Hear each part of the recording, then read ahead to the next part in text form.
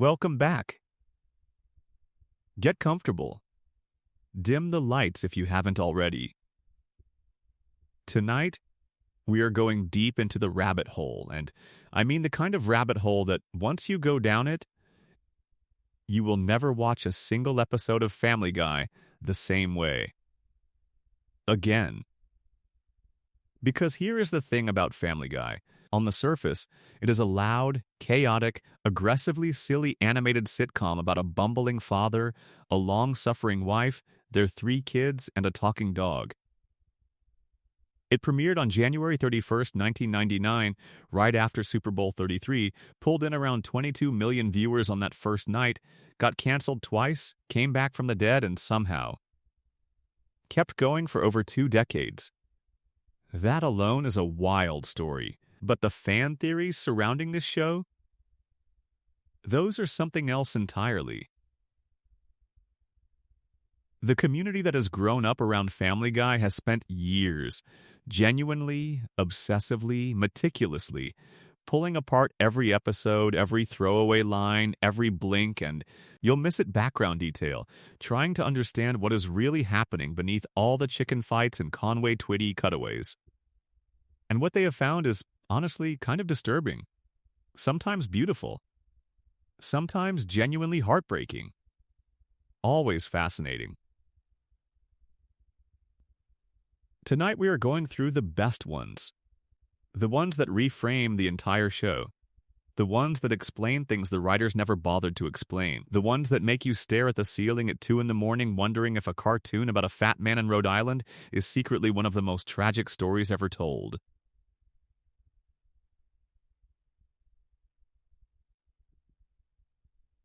So settle in. Let your breathing slow down.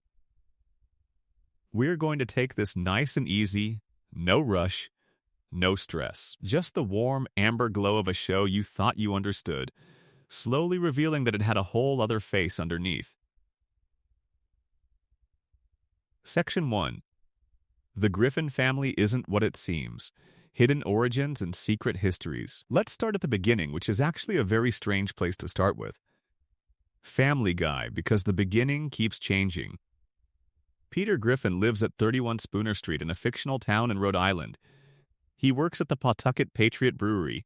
He has a wife named Lois, 2 older kids named Meg and Chris, a baby named Stewie, and a dog named Brian who can talk, drive, and hold his liquor better than most adults at A.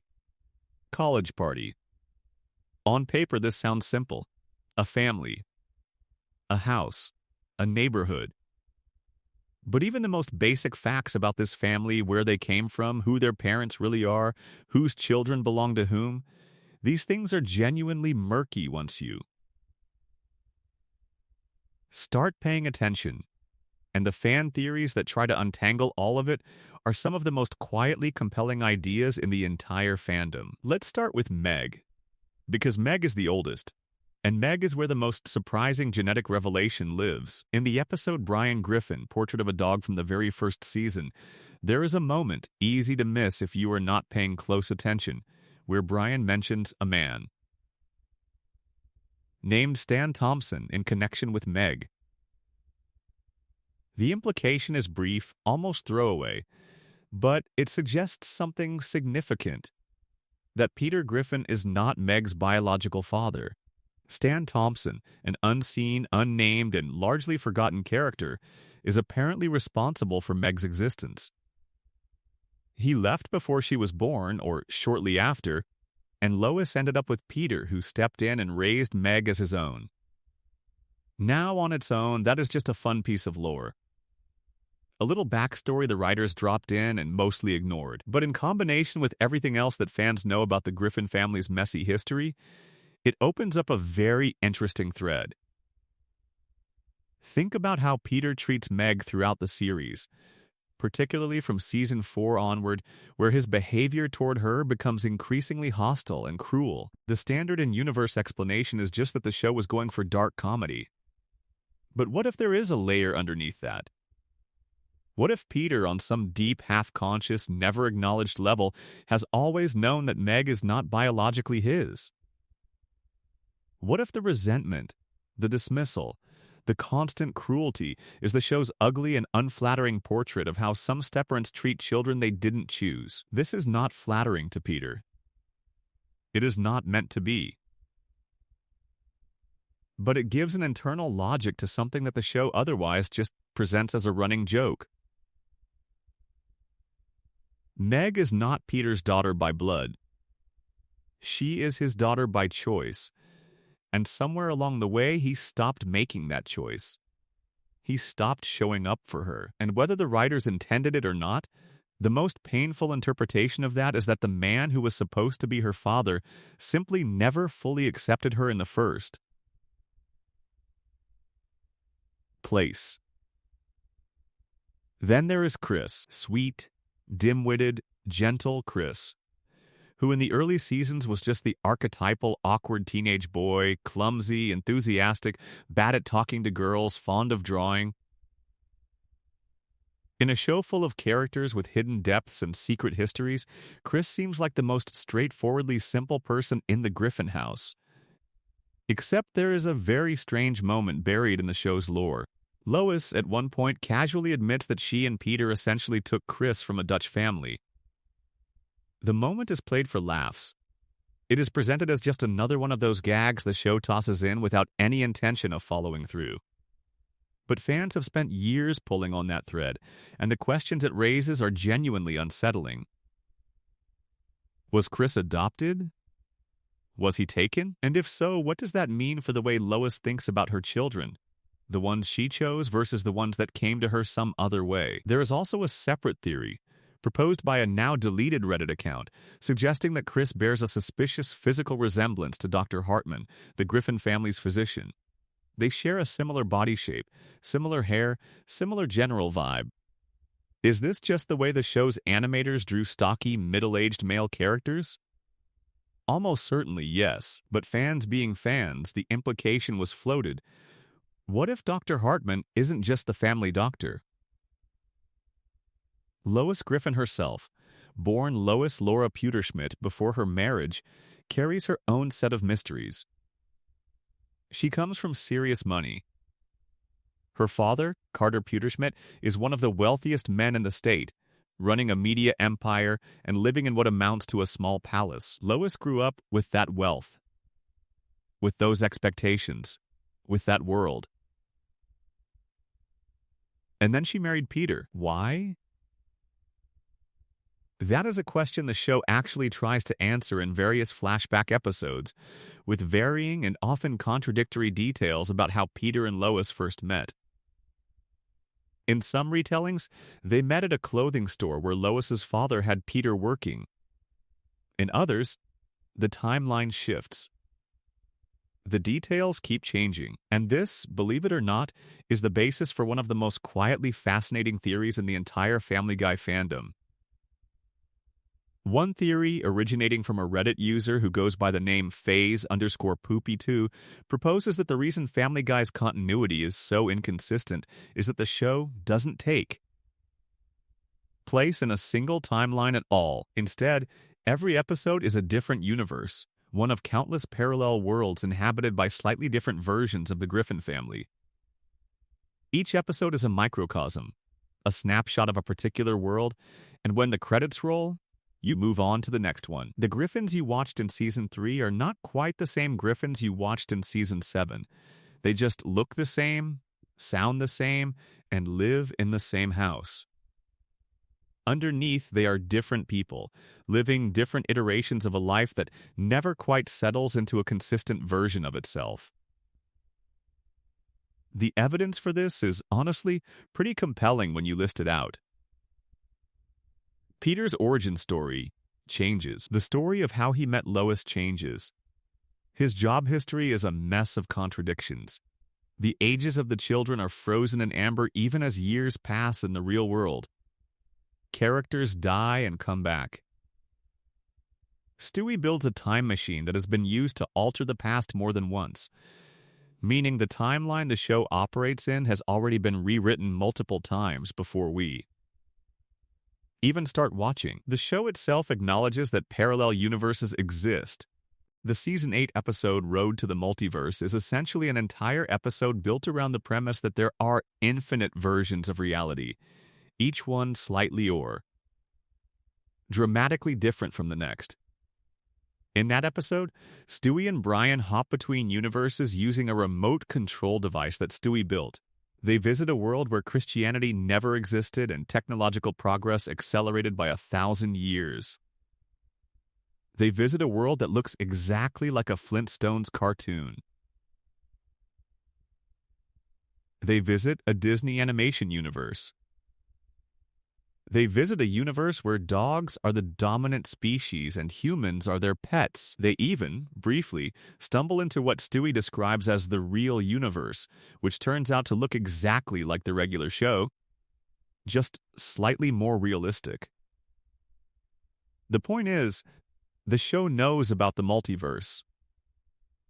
The show uses the multiverse, so why wouldn't the inconsistencies in the show's own continuity be the result of it? When Peter's backstory changes, you are not watching a continuity error. You are watching a different Peter. When the details of a character's life don't line up from one episode to the next, it is not sloppy writing. It is proof that the version of the Griffin family you are watching right now is not the same version you watched last week. And there is one more person in the Griffin household whose origins deserve a deep, slow, careful look.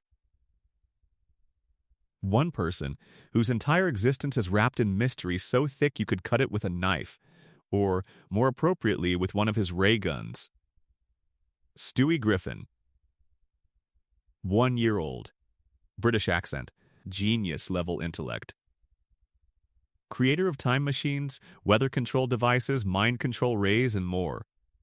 Has plotted to kill his mother hundreds of times. Wants to take over the world. Where does any of that come from? A 1-year-old baby should not be able to construct a particle accelerator out of nursery equipment. A 1-year-old baby should not be able to speak, let alone speak in complete paragraphs using words like odious and interminable.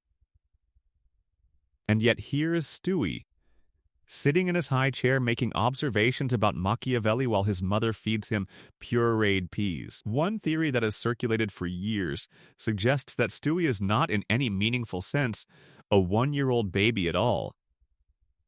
He is a former world leader, a dictator, or perhaps a general, someone with a lifetime of experience commanding armies and engineering systems of control, who has either been reincarnated as a baby, magically de-aged, or transferred into an infant body as some form of cosmic punishment. His British accent, his aristocratic bearing, his obsession with world domination, his reflexive contempt for weakness. These are not the traits of a baby. They are the traits of a man who has held power, lost it, and remembers exactly what it felt like. Under this reading, Stewie's gradual softening over the seasons is not character development in the conventional sense. It is forgetting.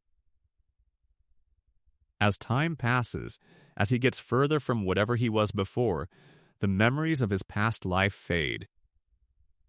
The ambition cools. The plans for domination give way to something more ordinary, more human, more infant-like. He becomes less the conqueror he was, and more the child he technically is. He falls in love with his stuffed bear. He develops a deep and genuine friendship with Brian. He starts caring about things a baby might care about. Connection. Warmth.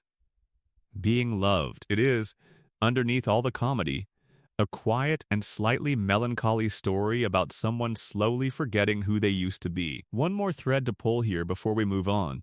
The idea that the Griffin family's financial situation doesn't actually add up at all, and that the reason it doesn't add up might be more interesting than just inconsistent writing. Peter works at a brewery. He does not seem to have any specialized skills that would command a high salary. He damages property constantly, his own, his neighbors, the town's infrastructure. He has been fired multiple times and rehired through circumstances that strain credibility. And yet the Griffin family lives in a comfortable house in a decent neighborhood. They eat regularly. They take vacations. They buy things. The money doesn't quite track. One theory suggests that Stewie's modeling career, yes, Stewie has been a successful baby model within the show's universe, is actually the primary source of the family's income. He is depicted as winning modeling contracts, appearing in advertisements, generating real revenue. And while this is played for absurdist laughs, the theory takes it seriously. Maybe Stewie is funding the family. Maybe the whole precarious financial situation of the Griffins is held together by a baby in a diaper who happens to photograph beautifully. Which, if true, adds a very dark layer to Peter's treatment of Stewie. The baby he ignores, dismisses, and treats as furniture might be the only reason the lights stay on. Drop a comment right now. Tell me where you are in the world and what time it is where you are listening to this. I want to know where Uncle Gaylor reaches. And if you haven't subscribed yet, hit that button.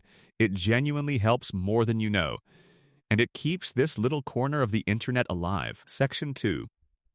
Peter Griffin is not stupid, the darkest theory in the entire fandom.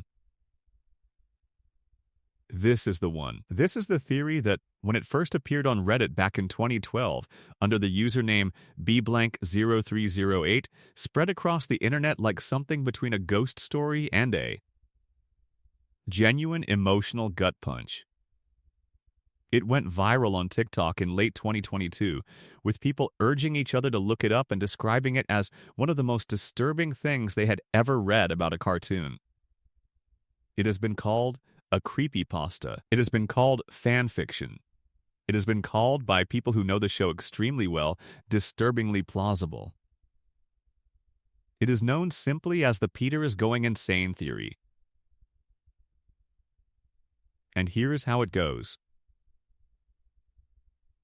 In the real world, the world that exists before the show begins, the world we never see, Peter Griffin was not a dumb man. He was an ordinary working-class guy, imperfect and flawed like everyone, but functional.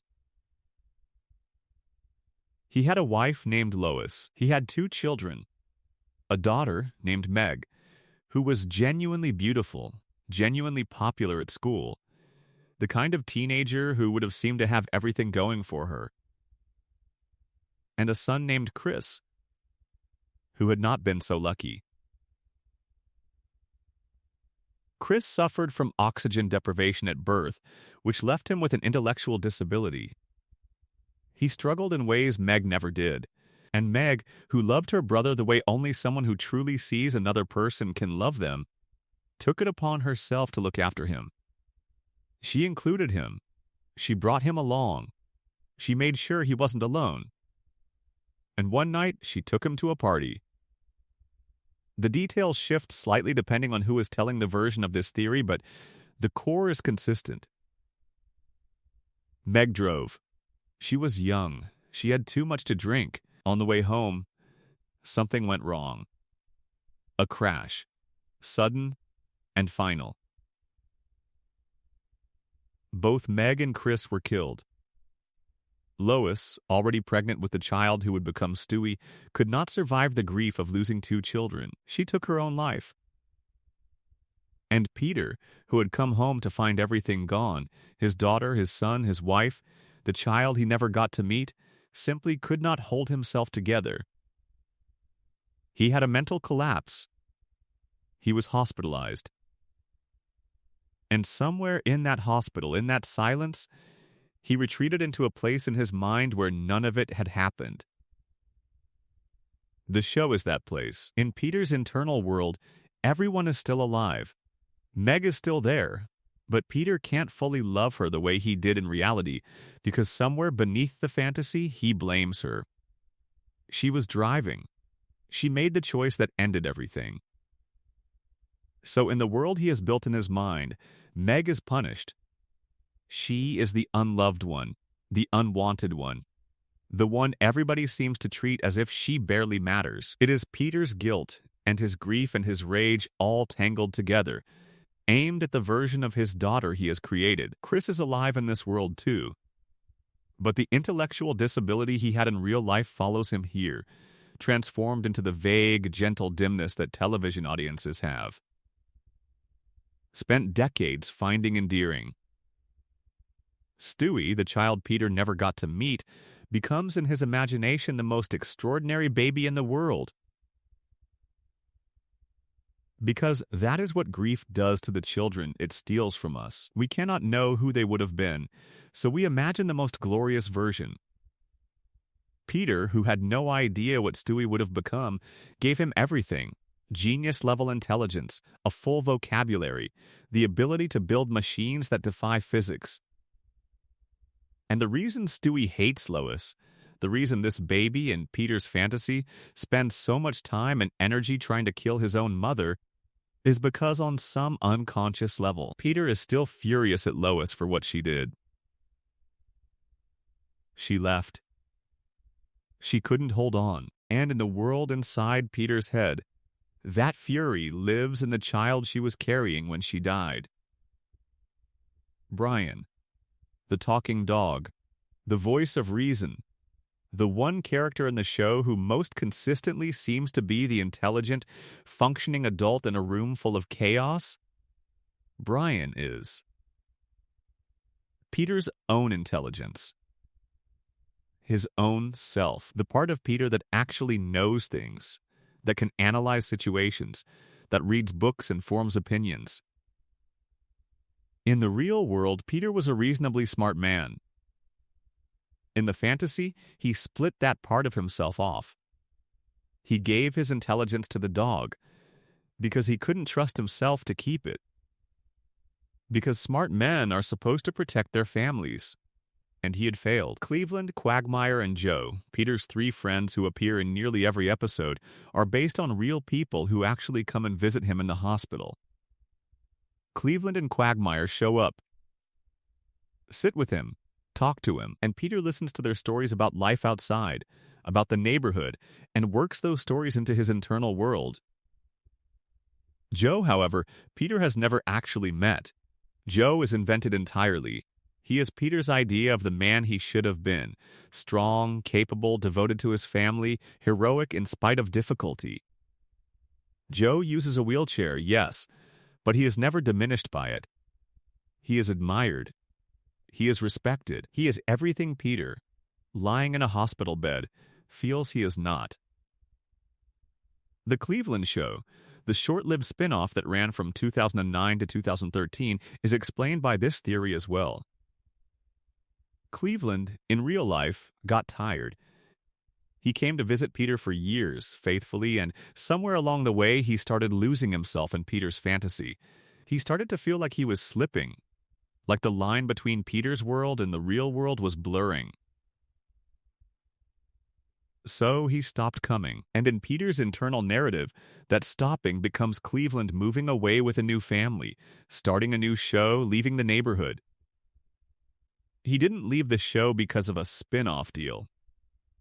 He left the neighborhood because the real Cleveland had to step away for his own mental health. There is a detail in this theory that people find especially haunting: the explanation for why things always, eventually reset in Family Guy. Why Peter can blow up a building, get into a catastrophic fight, do something that should have permanent consequences, and then the next episode, everything is fine. In reality, this is just the nature of television comedy, but in the theory, it is something sadder. Peter is not capable of letting things stay broken. In real life, things broke and stayed broken forever. So in the world he has made inside his head, things always get fixed. They always go back to the way they were. He needs them to. He cannot survive a world where destruction is permanent. Toward the end of the theory, there is a note about what happens as the show gets darker, as Peter becomes crueler, as the humor gets meaner, as the warmth that once held. Everything together starts to drain away. The theory says this is Peter losing his grip. The longer he stays in the fantasy, the less he can control it. The more his real feelings, the grief, the guilt, the rage, bleed through into the world he created to contain them. The characters get worse because Peter is getting worse. The show becomes harder to watch because Peter's mind is becoming harder to inhabit. The theory ends with the suggestion that the show will eventually end with Peter waking up. Just waking up. In a hospital room. With nothing. Now, is this what the writers intended? No. Almost certainly not. The show was created as a comedy. The inconsistencies in Peter's character are almost definitely just the result of 20-plus seasons of rotating writing rooms and an increasingly relaxed attitude toward internal continuity. But here's the thing about good fan theories, and this is one of the best ones that has ever been written about any television show, animated or otherwise. They don't have to be true in the literal sense to be meaningful. What this theory does is take every ugly thing about the later seasons, every moment where Peter treats Meg with contempt, every unexplained character reversal, every joke that goes a little too far, every instance where things that should be painful are played as nothing, and reframes all of it as the symptom of a man who is slowly coming apart, a man who loved his family so much that when he lost them, the only thing left to do was invent them again. And who has been trying, imperfectly, desperately, to keep that invention alive ever since. There is something genuinely moving about that. There is something genuinely devastating about the idea that underneath all the absurdity, underneath all the cartoon violence and the cutaway gags and the chicken fights, there is a broken man sitting in a room somewhere, trying his best to remember what his family's faces looked like. And the show? The show is the remembering. Section 3. Brian Griffin is dead. The replacement theory and what came after. Let's talk about Brian Griffin. And let's do it honestly, because Brian's story within the fandom is one of the most layered and emotionally complicated of any character on the show.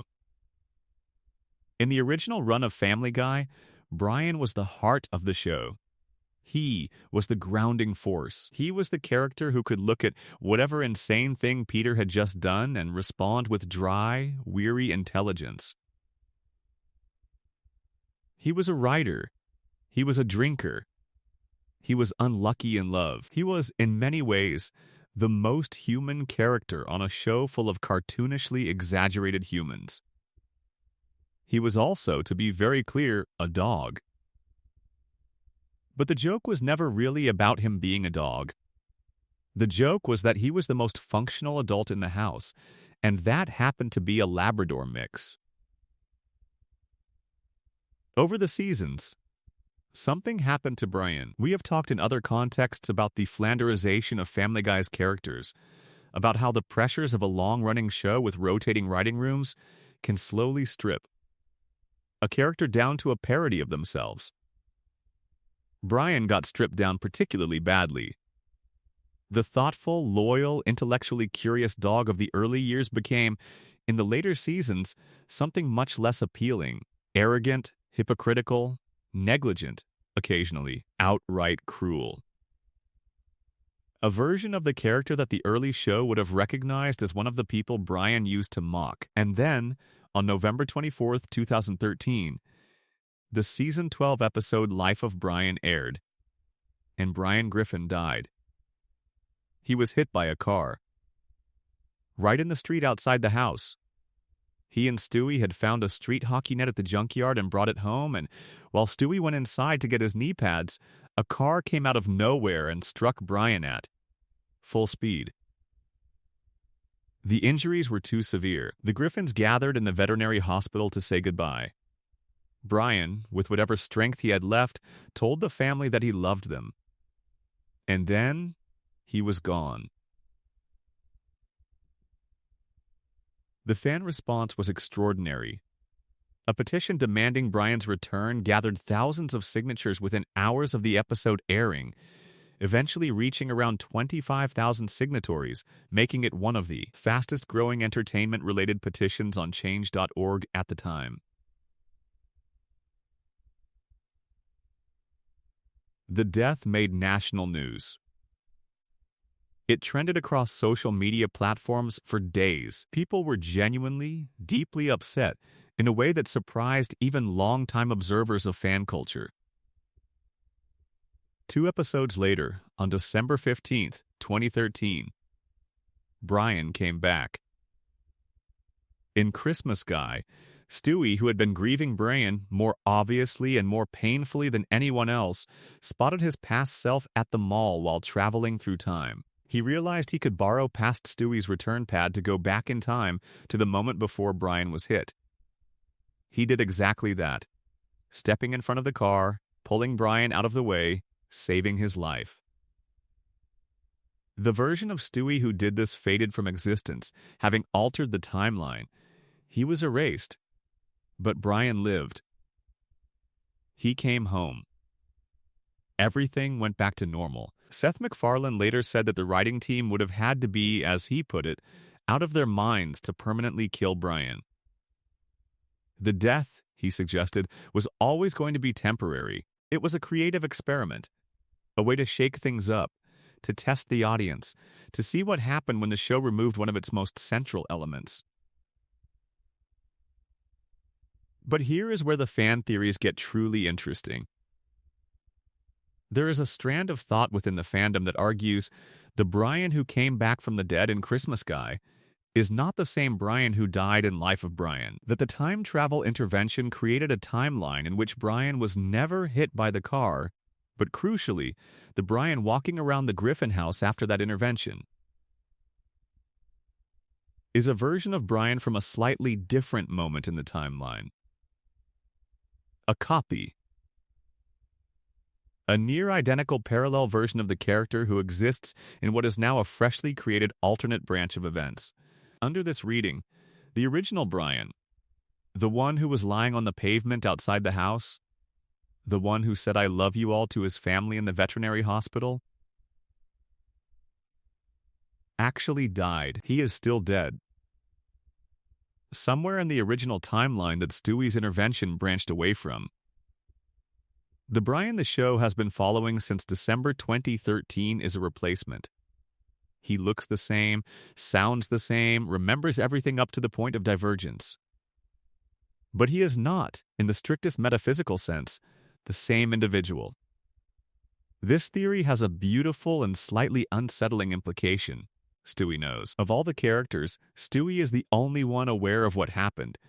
He is the only one who understands that the Brian he saved is not quite the Brian who died, even if the practical difference is so small as to be imperceptible. He keeps this knowledge to himself. He doesn't tell Brian. He doesn't tell anyone. He just lives with it. He carries the awareness that the best friend he brought back is technically a different person, and he loves him anyway. And he never says a word. This is, objectively, one of the most quietly heartbreaking ideas in the entire run of fan theory production around Family Guy. Because it transforms Stewie's famous devotion to Brian, the depth of which the Christmas Guy episode makes undeniable, with Stewie literally sacrificing himself from the timeline to save his friend into something even more profound. He didn't just save Brian, he accepted a substitute Brian. He made peace with the metaphysical complexity of the situation. And he did it without complaint, without acknowledgement, without anyone else ever knowing. There is a related theory, less metaphysically involved but equally compelling in its way, which focuses on Brian's alcoholism as the explanatory framework for his character. Change. Reddit user Grandmaster Sexay proposed this one, and the basic argument is this. The Brian of the early seasons was sharp, self-aware, genuinely intelligent. The Brian of the later seasons is all of those things on the surface but hollow underneath, prone to selfishness, poor decisions, emotional cruelty, and an inability to follow through on anything he claims to value. This is, as Grandmaster Sexay points out, almost exactly what sustained alcoholism looks like in a real person. Brian drinks martinis the way other characters breathe. The drinking is a constant in every season. And dog brains, the theory notes, are significantly smaller than human brains, meaning the cumulative neurological damage of years of heavy alcohol consumption would hit Brian harder than it would hit a human being of comparable intelligence. The decline in his character is not a writing failure. It is a portrait of addiction, rendered in cartoon form, showing us exactly what happens to a brilliant mind that has spent a decade and a half self-medicating with gin. The detail that makes this theory particularly sharp is the question of what Brian is self-medicating against. In the early seasons, his drinking is presented almost as a quirk, a personality trait, something that gives him a slightly dissolute literary figure quality. But if you take the larger theory seriously, if you accept that Brian might be a human consciousness trapped in a dog's body, then the drinking takes on a more painful dimension. He is not a dog who likes martinis. He is a man who woke up one day in the wrong body, in a world where he will never be fully understood, and who has chosen to manage that condition the only way that makes the daily reality bearable. That is a very different show than the one Fox sold to advertisers. And then there is the Brian is writing Family Guy theory, which is exactly what it sounds like and somehow works perfectly. Reddit user Ralphie proposed it. Brian is the author of Family Guy. He is writing the events of the show, turning his life with the Griffin family into a novel, an exaggerated, heightened, comedy-shaped version of reality. This explains why Brian is in virtually every episode, even the ones that should have nothing to do with him. It explains why he is consistently the voice of reason, the character who seems most aware of what is happening, and why. It explains the cutaway gags, they are Brian's literary digressions, the places where a writer's mind wanders. It explains why the show has gotten stranger, more extreme, less coherent over time. Brian's alcoholism is destroying his craft. The novel is coming apart because its author is coming apart. It also explains, if you want to go somewhere dark with it, why Brian's own storylines have become so unflattering. A writer who despises themselves will write a version of themselves that confirms the self-hatred. The later Brian, the arrogant, hypocritical, self-defeating Brian, is Brian seeing himself clearly for the first time and writing what he sees. The book has stopped being a wish fulfillment fantasy and started being a confession. There is one more theory about Brian that deserves a moment of quiet contemplation, because it is one of the gentler ones in a landscape full of dark material. It comes from the observation that Brian, across hundreds of episodes, has exhibited a handful of behaviors that are unmistakably dog-like: burying objects, chasing squirrels in, moments of excitement, reacting to certain sounds in ways no self-aware intellectual would. The theory proposes that Brian is not fully aware of himself, that his intelligence and his humanity are layered on top of something more fundamental, something canine and instinctive that occasionally breaks through. He is smart enough to know he is a dog. He is not always smart enough to override what being a dog means, which means all his pretension, all the dropped literary references, all the liberal arts snobbery, all the writer's posturing, might not be arrogance at all. It might be effort. It might be a creature who has to work constantly just to be the version of himself he wants to be, and who occasionally fails when the effort becomes too much. That, too, is a portrait of something recognizable and very human. Section 4. Stewie Griffin, the multiverse, and the theory that he created the universe. Of all the characters in the show, Stewie Griffin is the one whose relationship with reality is the most fundamentally unstable. He operates outside the normal rules. He always has. And the fan theories about what he actually is, what he is actually doing, and what his presence in the Griffin house might mean for the nature of existence itself, these are among the most ambitious, elaborate, and genuinely mind-bending ideas the Family Guy fandom has ever produced. Let's start with the one that the show itself actually put in the episode, and then ask what that means. In the Season 9 episode The Big Bang Theory, Stewie and Brian accidentally get launched outside the space-time continuum. They are beyond the universe, beyond physics, beyond anything. And in order to get back, they have to cause an explosion from outside reality, something big enough to punch a hole back in. Stewie overloads his return pad. The explosion happens. They get back. And then Stewie does some research and discovers, to his quiet amazement, that the explosion he caused outside the universe was the Big Bang. He created the universe. The universe you are living in, the universe the show takes place in, every star and galaxy and particle of matter in existence, all of it is the downstream consequence of a baby in a diaper detonating a device in a void beyond space and time. The show plays this for laughs, as it plays most things for laughs, but sit with what it is actually saying for a moment. If Stewie created the Big Bang, then Stewie created the conditions for everything. He created the Earth. He created humanity. He created the Griffin family. He created himself. He created his own existence through a loop of causality so clean and so complete that it has no beginning and no end. Stewie exists because the universe exists. The universe exists because Stewie existed before it. This is technically a bootstrap paradox, an effect that precedes and causes its own cause, and it is the kind of thing that keeps certain kinds of people awake at night once they really think about it. But the implications for the fan theories go further.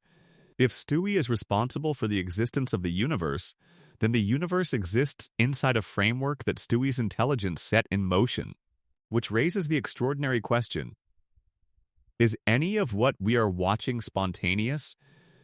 Or is all of it the predictable consequence of parameters that Stewie, or a future version of Stewie, or a Stewie from another branch of the timeline, set at the moment of creation? Some fans take this very seriously. They argue that Stewie's time machine is not just a clever plot device. It is the most important object in the show's universe, and possibly the most important object in the entire universe the show depicts. Every time Stewie uses it, he is not just moving through time, he is revising the fundamental architecture of reality. Every intervention creates a new branch, a new world, a new set of possibilities. The Stewie who destroyed the time machine and life of Brian wasn't just tired of close calls. He was, perhaps unconsciously, acknowledging that he had rewritten history enough times, that the weight of all those alterations was beginning to crush him. Now let's go to the theory that many fans consider the most internally consistent explanation for some of the show's deepest mysteries: the idea that everything we see in Family Guy is Stewie's perception of the world. This one comes from Reddit user iFornication, and the basic premise is this: Stewie is a baby. He is, in the most literal physical sense, an infant. He cannot actually talk. He cannot actually build ray guns. He cannot actually articulate complex plans for world domination. What he can do is perceive his environment in the highly distorted, emotionally intense, symbolically loaded way that all infants perceive the world. And the show is that. Perception, rendered visually. Think about how the world looks to a baby. The adults are enormous. Their emotions are overwhelming and often inexplicable. The family dog is a constant warm presence that the baby understands only as safe, familiar, loving, and because babies do not yet have the cognitive framework to distinguish between person who talks and creature that makes sounds, the dog registers as another member of the family, another voice, another presence. Brian talks because Stewie understands Brian as equivalent to any other family member. Both make sounds in Stewie's direction. Both offer comfort. The distinction between speech and bark has not yet formed in Stewie's brain, so no such distinction exists in the world the show depicts. Under this framework, every character in the show is Stewie's impression of that character, magnified and literalized. Peter is loud, chaotic, and incomprehensible, so he appears as a massive, endlessly chaotic force that crashes through walls and ignores all logic. Lois is demanding and disciplinary, so she appears as someone Stewie would naturally want to defeat. Meg is in a perpetual state of adolescent misery and conflict, so she appears in the show as someone perpetually in conflict with everyone around her. Chris is enthusiastic and somewhat lost, so he appears that way. The distortions are not the show's failures. They are the show's method. And here is the most elegant part of the theory. The reason some characters can understand Stewie and others can't is because of how much Stewie perceives himself as connecting with them. Brian can understand Stewie because the bond between baby and dog is, in developmental psychology, one of the earliest and most powerful bonds a child forms. Dogs are attuned to infant behavior. They respond to it. They seek it out. So Stewie's brain registers the dog as genuinely present in a way that some of the adults around him are not. The result is that in Stewie's perception, the dog talks back. The moments where adults seem to understand Stewie, which become more frequent in later seasons, correspond to moments where Stewie is actually making himself heard. A crying infant is understood. A laughing infant is understood. The show's inconsistency about who can hear Stewie is not a plot hole. It is a record of which human beings in Stewie's life have actually been paying attention. Now let's add the multiverse back in. In Road to the Multiverse, Stewie navigates between parallel realities using a remote control device. The episode visits something like a dozen distinct universes, each one a variation on the familiar world. In one of them, Meg is strikingly beautiful, a detail that lands as a quick joke about the show's usual portrayal of her, but which fan theorists have found deeply interesting. If the multiverse is real and infinite, then there is a universe where Meg has everything. There is a universe where Peter is intelligent. There is a universe where Brian never started drinking. There is a universe where Stewie remained evil and actually conquered the world. And there is a universe, this theory argues, where the Griffins are happy, not cartoon happy, not absurdist happy, but genuinely, quietly, actually happy. A universe where the car didn't hit Meg and Chris. A universe where Lois didn't make the choice she made. A universe where Peter never needed to build a fantasy to survive. The theory doesn't name this universe. It doesn't need to. It just notes that if the multiverse is real, and the show has confirmed that it is, then all the sadness that underlies the darker theories about this show exists alongside an infinite number of versions where it didn't happen. Somewhere out there, in some branch of the infinite tree of possibility, the Griffin family is fine. Stewie has the device that could reach that universe. He used it once. He could probably use it again. He hasn't. Maybe he doesn't want to.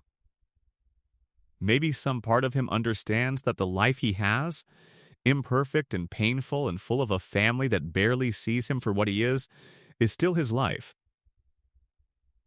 The only one he has actually lived. And in the mathematics of infinite universes, the life you have is always, in the most important sense, the only real one. There is one more Stewie theory to cover before we move on, and it is the one that sounds the most outrageous until you look at the evidence.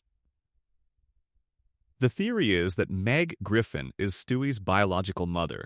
In the episode Partial Terms of Endearment, Lois makes a throwaway comment, played as an obvious joke, that Meg gave birth to Stewie. The moment is not emphasized. Meg doesn't respond to it. The episode moves on. But fans notice that her non-response is strange. If someone accused you, falsely of having been your infant sibling's actual biological mother, you would probably say something. The silence is odd. The theory, elaborated across several online discussions, suggests that Meg became pregnant as a young teenager. Very young. In circumstances she found embarrassing or frightening. And that Lois and Brian helped conceal the pregnancy. Why Brian? Because Brian is loyal and discreet and the one person in the house likely to have the emotional intelligence to navigate the situation without it becoming a catastrophe. Stewie was born. Meg was formerly his sister. Lois raised him as her own.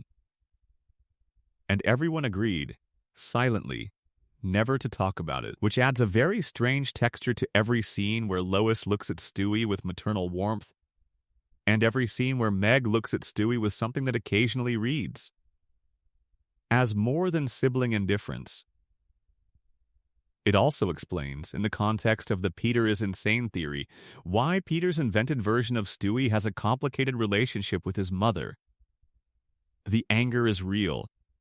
The complicated feelings are real. The target is just slightly wrong.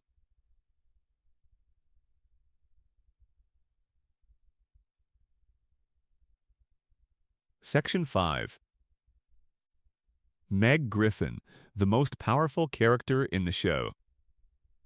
Here is something that takes a minute to settle in properly, so bear with me. Meg Griffin is the least powerful seeming character in Family Guy. She is the one everyone picks on. She is the one whose feelings are dismissed, whose presence is mocked, whose basic dignity is treated as negotiable. She is the lightning rod, the punching bag. The one who, in the famous moment from Seahorse Seashell Party, concludes that her role in the family is to absorb all the dysfunction so that everyone else can function. She accepts this. She goes back to being the person everyone hits so they don't have to hit each other.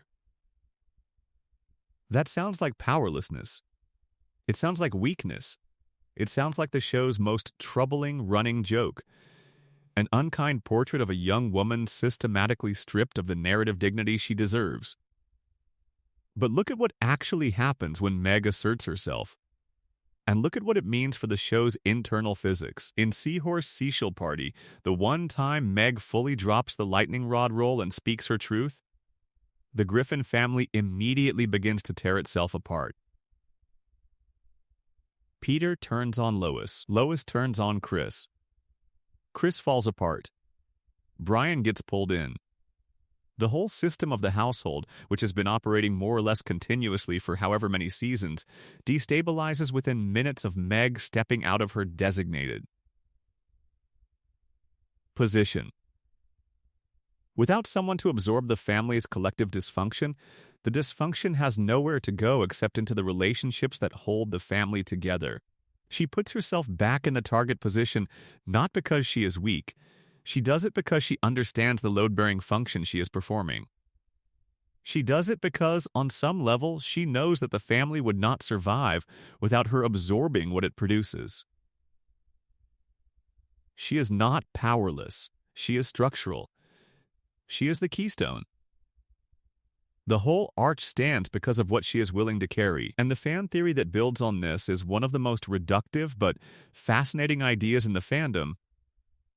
Meg is the only fully conscious character in the show. Under this reading, every other character in Family Guy operates within the dream logic of Peter's broken mind, or within the distorted perception of Stewie's infant brain, or within whatever framework you prefer from the menu of reality-bending theories we have been working through. They are exaggerations, symbols, reflections of things Peter feels or fears or remembers. But Meg, unloved Meg, unheard Meg, constant target Meg, is real. She is the only one who experiences things the way a real person would experience them. She is the only one who feels the pain of what happens to her and cannot simply brush it off, cannot laugh it away, cannot escape into the show's cartoon logic. The chicken fights don't happen to Meg. The absurdist cutaway reality doesn't give Meg a break. She is stuck in the same house as all of this unreality, experiencing it fully, unable to access the narrative distance that the other characters seem to have. This is why she is the most sympathetic character in the show. Not because the writers made her sympathetic, they often did the opposite, but because her experience of the world as depicted is the most honest one. She is in genuine pain. The pain is not played for irony. It is just pain. There is also a branch of this theory that leans into Meg's demonstrated capacity for genuine competence and even ferocity when she is pushed past a certain point.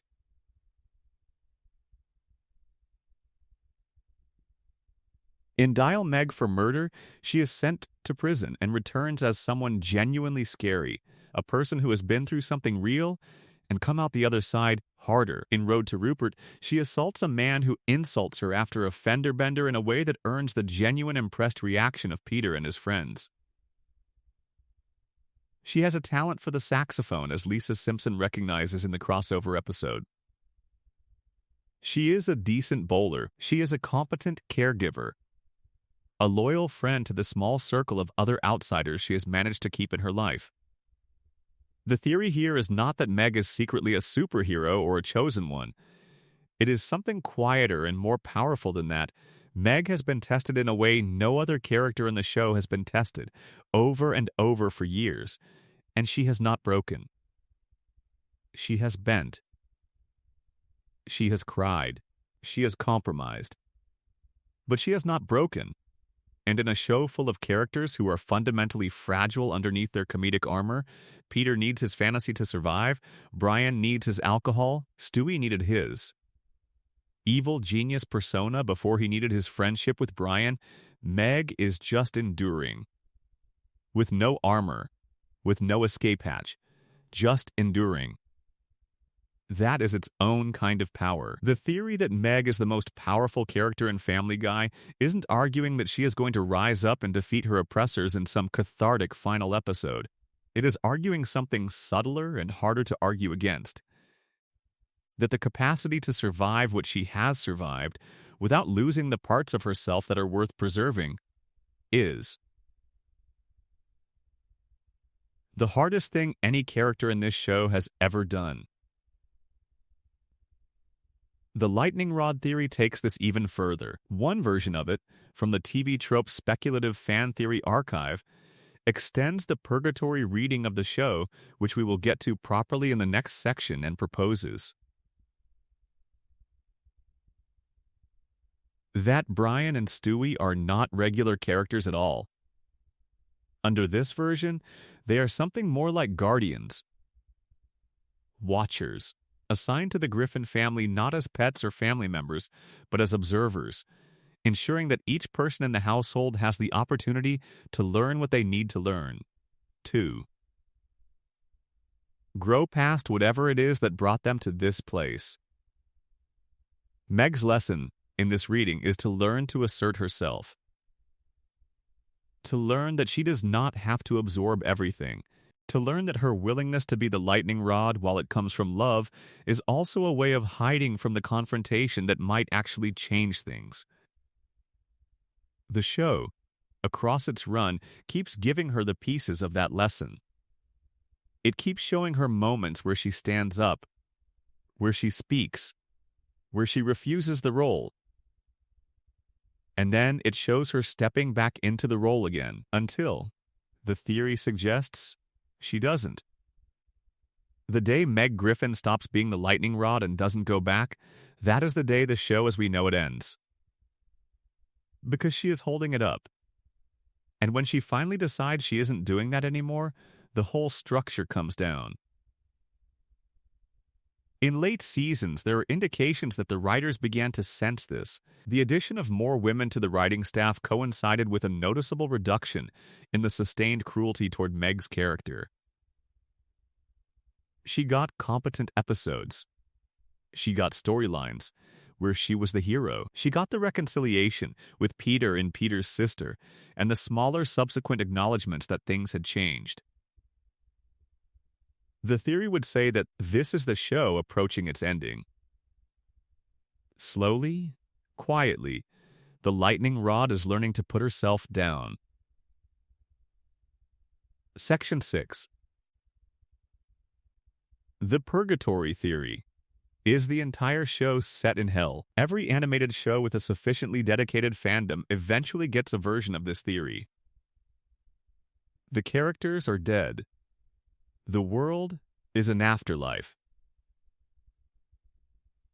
What looks like ordinary life is actually some form of divine punishment or divine redemption, playing out in a realm that mimics the living world without quite being it. Family Guy has its own version of this theory, and it is genuinely well thought out enough that it is worth taking seriously on its own terms rather than dismissing it as a genre. Convention. The premise, the Griffin family, and the wider cast of characters in their neighborhood are all dead. They are in purgatory. Not hell, not heaven, but the in-between place. And purgatory is not empty. It is not quiet. It is the world they knew in life, more or less, except that it has been subtly altered to confront each of them with the specific version of existence they least wanted. Their deepest fears, their most painful contradictions, their unresolved sins, all of it has been externalized and made into the texture of daily life. The purgatory theory was elaborated most thoroughly in a long TV Tropes fan theory page, which assigned specific sins and specific punishments to each major character. Lois is a wealthy, cultured heiress, or was in life. She is charming, intelligent, and was used to a world where she had options. In purgatory, she is trapped in a financially strained marriage with a man who cannot give her anything her previous life had. She loves Peter, or has learned to love him, or has grown into loving him, but the life they have together is a constant reminder of everything she left behind when she chose him. Her punishment is the gap between who she was and who she is, played out every day in the form of a mortgage and a husband who thinks Pawtucket Patriot Ale is a fine wine. Peter's punishment is the opposite. He was, in life, someone who wanted to be taken seriously and wasn't. Someone who felt underestimated, undervalued, overlooked. In purgatory, he has been given the full cartoonish version of himself. The man who is not just overlooked, but who actively earns the world's disregard, whose intelligence is reduced to zero so he can never even mount the argument that he deserves better. He is the thing he feared, made permanent, made eternal. The stupidity that humiliates him in every episode is the humiliation he was trying to avoid in life. Brian was a man trapped in a dog's body, if the CIA theory is correct. Or, under the purgatory reading, Brian was a pretentious intellectual in life, someone who believed himself to be far above the people around him, who used intelligence as a weapon and a wall, who treated lesser minds with contempt. His punishment is to be literally an animal in a world full of people, to have genuine intelligence that nobody takes seriously because of the body it lives in, to be perpetually in a position where his refinement and his self-regard are undercut by the fact that he is a dog. He wanted to be above everyone. He ended up below the family he lives with in every formal and social sense. Stewie, in this reading, is not being punished at all. Or he is being punished in the most poetic way possible, by being a genius trapped in a body that cannot execute any of the plans that intelligence generates. He can design a time machine. He can barely reach the workbench. He can articulate a strategy for world domination with flawless rhetorical precision. He cannot be taken seriously because he is literally a baby. Everything he is exceeds what he is allowed to be. And the gap between capability and permission is the most specifically terrible form of torment imaginable for an ego like his. Meg. We have discussed Meg at length. Under the purgatory theory, She is one of the theory's more troubled cases.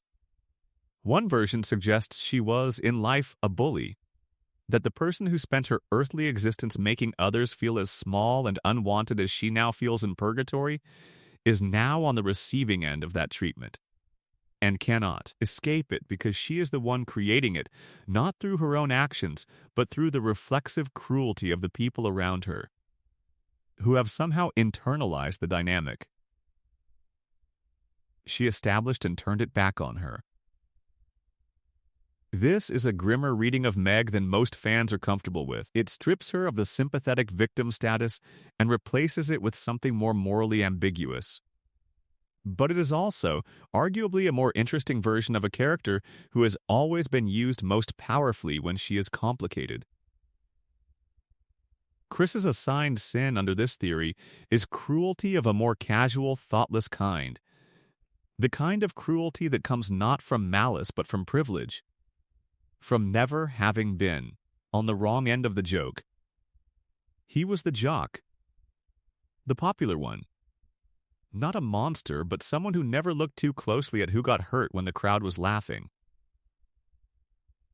His punishment is to be the awkward, unpopular one, to be invisible in the way the people around him were invisible. He doesn't understand why this is his life. That's the point. There is a beautiful and deeply strange wrinkle to the purgatory theory, which is what it implies about the trajectory of the show. In purgatory, the goal is growth. You are there to become better than you were. You are there to learn what you could not learn in life. And if you manage that, if you actually grow, actually change, actually become someone who has moved past whatever brought you to this liminal place, then theoretically you should move on. You should ascend. Under this reading, Stewie's softening across the seasons is not a creative failure or a loss of an original concept. It is progress. The evil genius baby is learning that power and control are not the things he actually wants. He is learning that connection is more valuable than domination. He is learning to love. He is, in purgatory terms, doing the work. He is getting closer to moving on. Peter's increasing cruelty, by contrast, is regression. He is moving the wrong direction. He is not learning. He is entrenching. He is, in purgatory terms, not making progress. He might be here a long time. Brian is somewhere in between, moments of genuine wisdom and genuine loyalty punctuated by long stretches of the worst version of himself. The alcoholism is not helping him make progress. If the purgatory theory is true, Brian is stuck in a cycle that he keeps almost breaking out of and then returning to. And Meg, with every indignity she endures and every time she chooses love over resentment, every time she takes the family back in after they have hurt her, every time she absorbs the lightning rather than deflecting it, Meg might be the one making the most consistent progress. She might be the one who is nearest to being done. The contaminated water theory, which is a gentler and less metaphysically demanding version of some of the same ideas, was proposed on the Watch Mojo Fan Theory Countdown and deserves a moment of mention. In Season 5, it is established that Lake Quahog, the body of water that sits near the town, is severely polluted. The theory proposes that the chemicals in that water are affecting the residents, particularly those who drink it regularly. This would explain why the characters have gradually changed over the seasons, become darker, stranger, less stable. Peter, Lois, and Chris have become more extreme.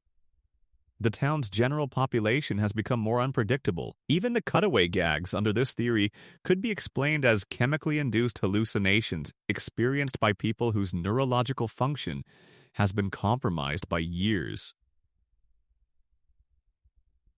of exposure to an industrial toxin. It is a fundamentally less bleak explanation than the purgatory reading because it suggests a potential fix. Clean the water. Get the residents off the toxin. Things might get better, but nobody is cleaning the water. Nobody has ever cleaned the water. The mayor, the police, the community, all of them have bigger things to worry about, apparently, than the fact that the lake is poisoning them all, which, if you have been paying attention to the themes of the show, feels entirely consistent. Section 7. Quagmire's Dark Origin, the Incubus Theory and the Secrets He Keeps. Glenn Quagmire is, on the surface, a simple character. He is Peter's neighbor, Peter's friend, one of the 4 regulars at the Drunken Clam. He is a pilot. He is defined, more thoroughly than almost any other recurring character in the show's history, by a single obsessive personality trait, his relentless and frequently illegal pursuit of sexual encounters with women. This has been played for laughs, played for shock, occasionally played for genuine horror, and played for the kind of dark comedy that makes people laugh uncomfortably because they are not entirely sure what the show is endorsing. The fan theories about Quagmire are, fittingly, some of the most extreme in the entire catalog, because when you look at everything the show has established about him, his apparent age, his physical condition, his seeming imperviousness to consequences, his strange and specific abilities, a picture emerges that is either the result of very inconsistent writing or something considerably weirder. Let's start with the age problem, because it is genuinely striking once you notice it. In the episode Peter's Two Dads from Season 5, Quagmire reveals that he is 61 years old. He says this casually, as an aside. The show doesn't make a big deal of it. But 61, in the context of a man who looks no older than his mid-30s and exhibits a level of physical energy that would be impressive in someone half that age, this is strange. Either the show inserted this detail without thinking through the implications, or the detail is itself the implication. The incubus theory builds on this. An incubus, in supernatural folklore, is a demon that takes human form and seeks out sexual encounters with humans, feeding on that energy as a sustenance. Incubi in various cultural traditions are described as appearing attractive, as being immune to normal aging, as carrying diseases that do not affect them but can affect their partners, and as being almost preternaturally successful in their pursuits regardless of the circumstances. Quagmire has been shown to have contracted, and subsequently become immune to, virtually every known sexually transmitted disease. In Halloween on Spooner Street, this immunity is confirmed explicitly. He has had so many STDs that they've burned through his immune system and emerged on the other side. He can be infected with something brand new, as happens in one episode, but the established catalog no longer touches him. The show plays this as a gag. The incubus theory reads it as a confirmation. Quagmire is not human in the conventional sense. He is something that passes through the world collecting experiences, resistant to consequences that would destroy an ordinary person. His age, officially 61, looking perpetually 35, aligns with a creature that does not age normally. His permanent, unbroken success with women, even in situations where no rational person could expect that success, aligns with a supernatural glamour that makes him seem more appealing than he objectively is. His immunity to the diseases that should have ended his activities decades ago aligns with a body that was not built to the same biological specifications as the humans around him. And there is one more piece of evidence, small and strange, that fans frequently cite. The episode in which Quagmire kills, in a cutaway gag, every member of the Simpsons family. The Simpsons crossover gag, played for shock value and quickly moved past, has Quagmire shooting Homer, then Marge, then being heard delivering 3 more shots as the children stumble in. The implication is that he murdered an entire family to protect himself from exposure. Under the incubus theory, this is not a joke. It is a data point. It is a rare glimpse at what Quagmire will do when his survival is threatened. It is the moment where the mask slips, and what is underneath is something colder and more dangerous than the giggly pilot who can't keep his hands to himself. There is also the Stan Smith connection, which takes the incubus theory into crossover territory. Fans have noted that Stan Smith from American Dad and Glenn Quagmire share a number of physical traits. Similar hair, similar complexion, similar jaw structure. They also share a voice actor. Seth MacFarlane voices both, using what is essentially the same vocal quality for each. The theory connecting them proposes a few different possibilities. That Stan and Quagmire are related by blood. That Stan is one of Quagmire's many descendants, or most. Dramatically, that Stan is one of Quagmire's aliases, a separate identity he maintains in a different city, in a different show, living a portion of his long life as a CIA agent, with a nuclear family in Virginia.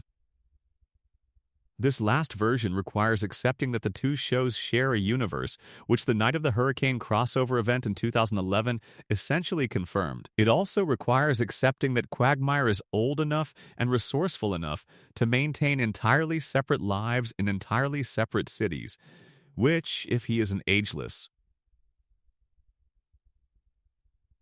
supernatural entity, seems entirely within his capacity. There is a darker version of the Quagmire origin theory that does not go the supernatural route, but is, in its own way, equally disturbing. This version takes Quagmire entirely at face value as a human being with an addiction, and asks what it means to depict that addiction in the way the show does for over 20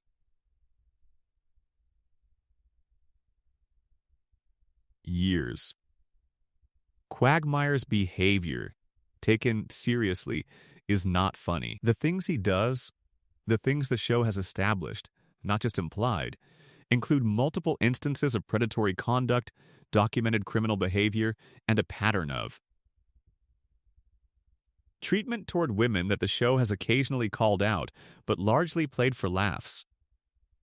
The episode where Quagmire's long-lost daughter turns up and he genuinely tries to be a father for a single episode is heartbreaking precisely because it shows that somewhere. Under everything, there is a capacity for something better. The episode where he delivers a speech about why he hates Brian is memorable, partly because the things he says about Brian's hypocrisy apply almost equally to himself. And the show knows it. The dark origin theory here is not about what Quagmire is. It is about what Quagmire knows. There is a reading in which Glenn Quagmire is entirely self-aware, in which he knows exactly what he is, exactly what he does, exactly what it costs the people around him, and in which he has simply decided that he is going to keep doing it anyway. Not because he can't stop. Because he has chosen not to. This is a much colder portrait than the lovable Lech the show normally presents. It is a portrait of someone who has looked at the damage and calculated that the pleasure is worth the cost, as long as he is not the one paying. The episode Jerome as the New Black from Season 8 introduced Jerome, a former boyfriend of Lois's who moves into the neighborhood and becomes a regular at the Drunken Clam. The theory around Jerome is that his presence was designed to force a confrontation with the racial and class dynamics of the neighborhood that the show had mostly avoided. Examining directly, Jerome's arrival unsettles Quagmire's dynamic with the group in ways the show explores only partially. But fans who have looked at it closely suggest that Quagmire's discomfort with Jerome is not what it appears to be on the surface. It is not just the tribalism of an established group resisting a newcomer. It is something more specific and more personal. The theory doesn't resolve what that is exactly. It just notes the discomfort and the way the show moves past it without really addressing it. Quagmire, of all the characters in the show, is perhaps the one who benefits most from being looked at sideways. Because straight on, he is just a creepy neighbor with a catchphrase. Sideways, from the angle that the best fan theories provide, he is something considerably stranger and more interesting. Section 8. Cleveland, Joe, and the conspiracy web of Spooner Street. Spooner Street, where the Griffin family lives, is one of those television streets that manages to be both completely specific and completely typical at the same time. It is a residential street in a fictional Rhode Island town. It has houses, driveways, a fire hydrant that gets knocked over periodically, and a cluster of neighbors whose lives have become more intertwined with the Griffins over 2 dozen seasons than most people's lives are with anyone they have ever met. And every single one of those neighbors, when the fan theories turn their attention toward them, turns out to be hiding something. Let's start with Joe Swanson. Because Joe's theory is one of the most delightful examples of the kind of lateral thinking that the Family Guy fandom is capable of at its best. Joe is introduced in the Season 1 episode A Hero Sits Next Door as the new neighbor, a police officer who uses a wheelchair following an injury sustained in the line of duty, or so the show establishes. He is immediately impressive. He is admired. He is the kind of person who makes Peter feel inadequate just by existing, which is how their friendship begins, as these things often do. The voice of Joe Swanson is Patrick Warburton. And Patrick Warburton also starred as the lead character in The Tick, a superhero comedy that aired on Fox between 2001 and 2002, the same network that was airing Family Guy at the time. The Tick is a massively built, dramatically voiced, physically imposing superhero with a distinctive personality and, crucially, no memory of his life before he became the Tick. The theory, proposed by Reddit user Mr. Dees444, is simple and wonderful. Joe Swanson and the Tick are the same person. Joe is the Tick's civilian alter ego, or alternatively, the Tick's adventures eventually caught up with him. The same incident that injured the Tick, the rooftop encounter that is sometimes referenced in the shows. Mythology is the incident that put Joe in the wheelchair. He retired the superhero identity after the injury. He moved to Spooner Street. He married Bonnie. He had Susie. He became the man we know as Joe. The same voice, the same build, the same dramatic bearing, the same underlying sense that this man has seen things that ordinary people have not seen. The theory is so clean and so well fitted that it feels less like fan speculation and more like something the show was quietly winking at all along. Speaking of Susie Swanson, Joe's infant daughter, who appears in the show's later seasons with an internal monologue that the audience can hear even though she cannot speak, there is a theory about her that crosses over into American Dad territory and lands somewhere genuinely strange. In American Dad, one recurring character is Avery Bullock, the eccentric CIA director voiced by Patrick Stewart. In the episode Virtual Insanity, Bullock uses a CIA technology that allows him to remotely inhabit an avatar, a puppet body that he controls from a distance. The avatar he chooses for one particular operation is a baby. In Family Guy, Susie Swanson's internal monologue is voiced by Patrick Stewart. The theory, constructed by Reddit user tcromps, proposes that Susie Swanson is not actually a baby. She is one of Avery Bullock's CIA avatars, deployed in human form in the Spooner Street neighborhood, gathering intelligence on the Griffin family and their network of associates. Joe Swanson is, after all, a police officer.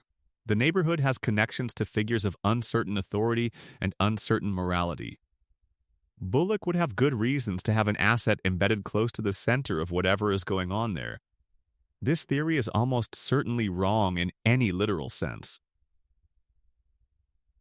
But it has two things going for it that make it genuinely compelling. First, it explains the Patrick Stewart voicing, which is otherwise just a funny casting joke, as deliberate and meaningful. Second, it raises a genuinely interesting question about what an intelligence agency would make of the Griffin family, if such an agency were paying attention. The time machine alone would be worth a major operation. The confirmed ability to travel between parallel universes would be worth several. Cleveland Brown deserves his own section in this conversation, and the theory around Cleveland is one of the most emotionally significant in the entire Peter is Insane framework. As established earlier in the theory where Family Guy takes place inside Peter's broken mind, Cleveland is one of Peter's real friends. He comes to the hospital. He visits. He tells Peter about life outside, and eventually, after years of faithful visiting, after years of feeding Peter's fantasy, after years of slowly losing his own grip on the boundary between Peter's delusion and shared reality, Cleveland leaves. He stops coming. He gets his own life. He moves on. The Cleveland Show, the spin-off that ran from 2009 to 2013, is this departure-made narrative. Cleveland's own show in the Peter is Insane framework is not a creative decision by a television network. It is Peter's mind trying to imagine what Cleveland's life looks like now that Cleveland is gone. It is Peter feeling the absence of his friend with a fantasy about where that friend went and what he did. And when the Cleveland Show was canceled in 2013, after 4 seasons ending without much fanfare, Cleveland came back to Family Guy. In the real world, this happened because the spin-off was over and the character was available again. In the theory, Cleveland came back to the hospital. He started visiting again. Peter incorporated him back into the main narrative. Cleveland Jr., Cleveland's son in the Cleveland Show, has a physical appearance that sparked its own conspiracy. He looks more like Peter Griffin than like Cleveland Brown. Same stocky build, same general face shape, different complexion.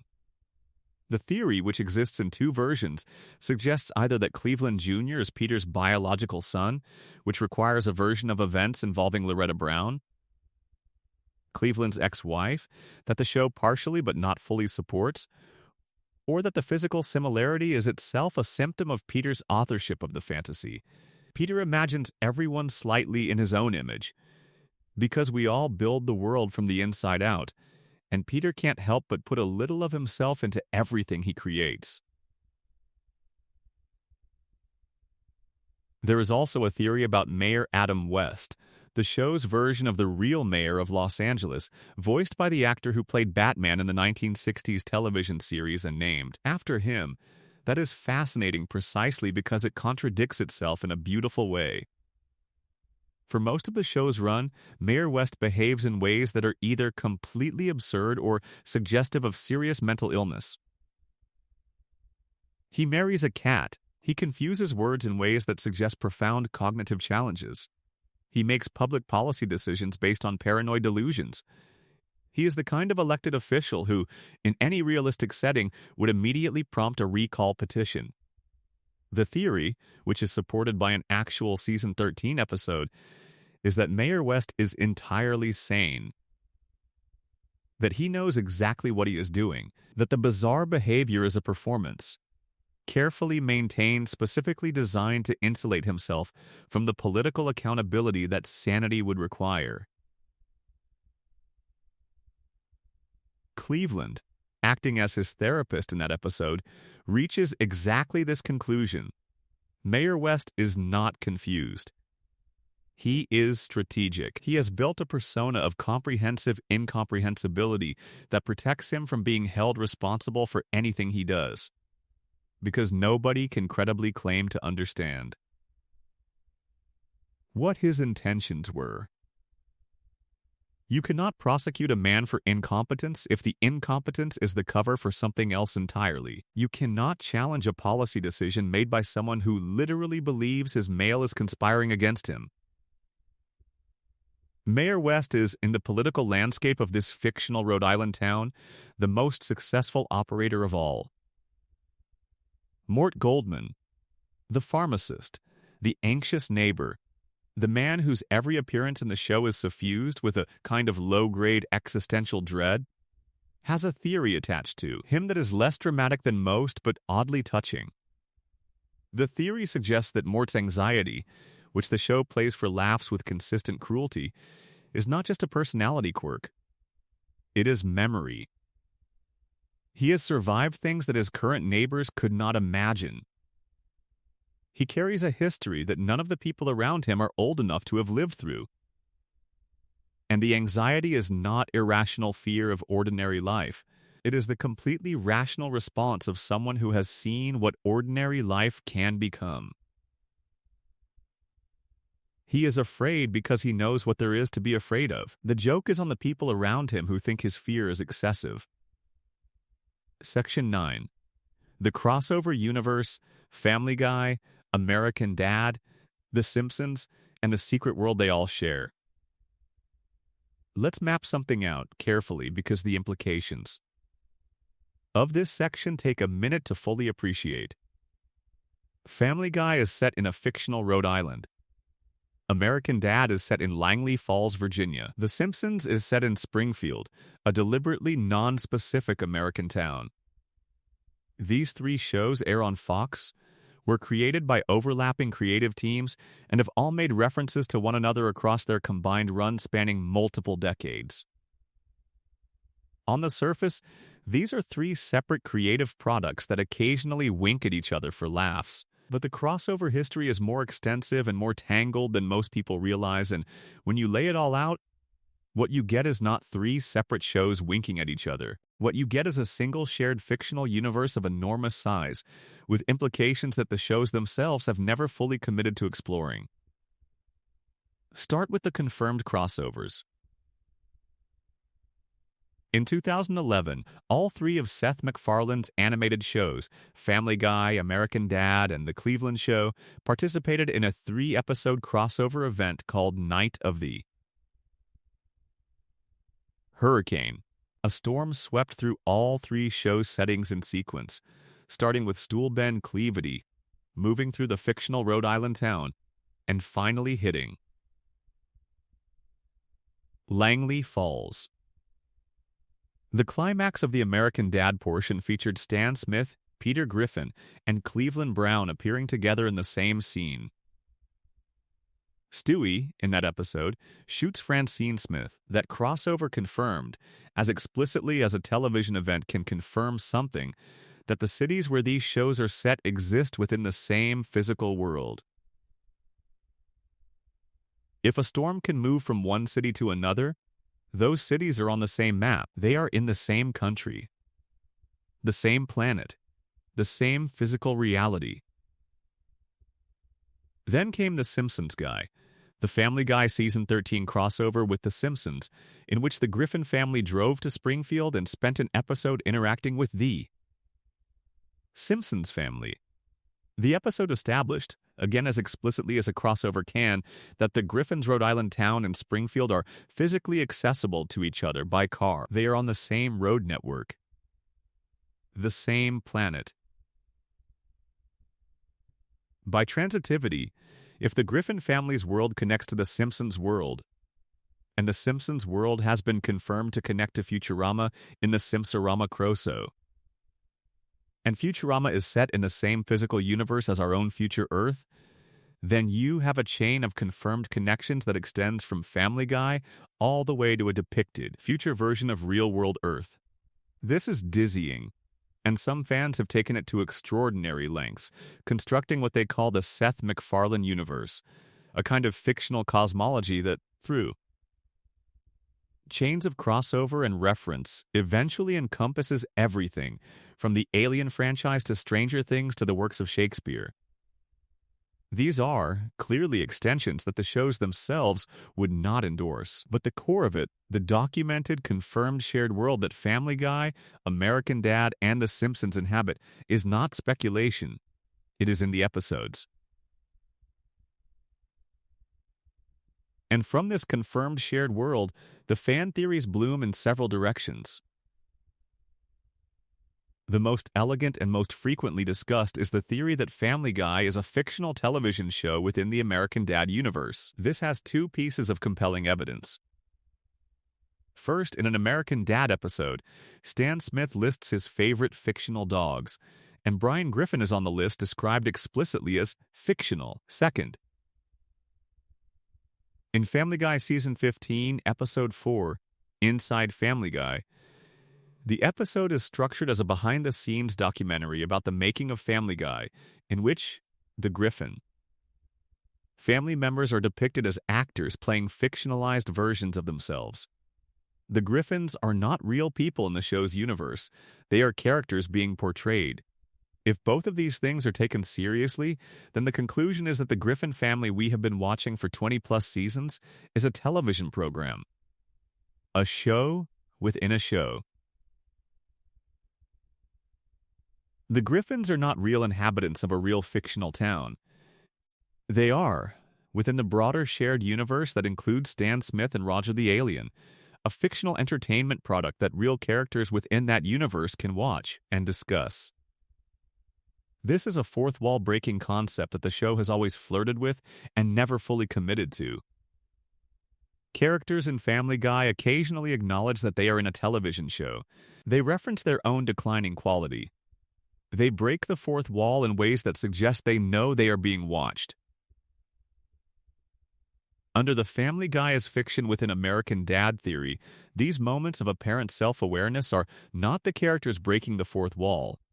They are the actors, playing their roles, occasionally slipping into a more knowing register. The reversal of this theory, that American Dad is a fictional television show within the Family Guy universe, has some evidence as well, including an American Dad episode that briefly showed what appeared to be a production crew and set. This has led to the recursive version of the theory, which holds that each show is fictional within the other's universe, creating a kind of narrative Klein bottle where reality and fiction reflect each other infinitely. Under this reading, neither show has privileged access to what's really real. They are both simultaneously the show being watched and the world within which watching happens. Stan Smith and Glenn Quagmire are worth one more moment in the context of the crossover universe, because the physical resemblance between them, same hair, same skin tone, same dramatically prominent chin, same voice, has been the basis for theories ranging from the plausible, they are related, to the expansive, they are the same person in different phases of his supernatural existence. Stan being Quagmire's son by one of his countless relationships is probably the most grounded version. Stan being a descendant of Quagmire's much older existence, the son of a son of a son, stretching back through generations of a creature that does not age, is the more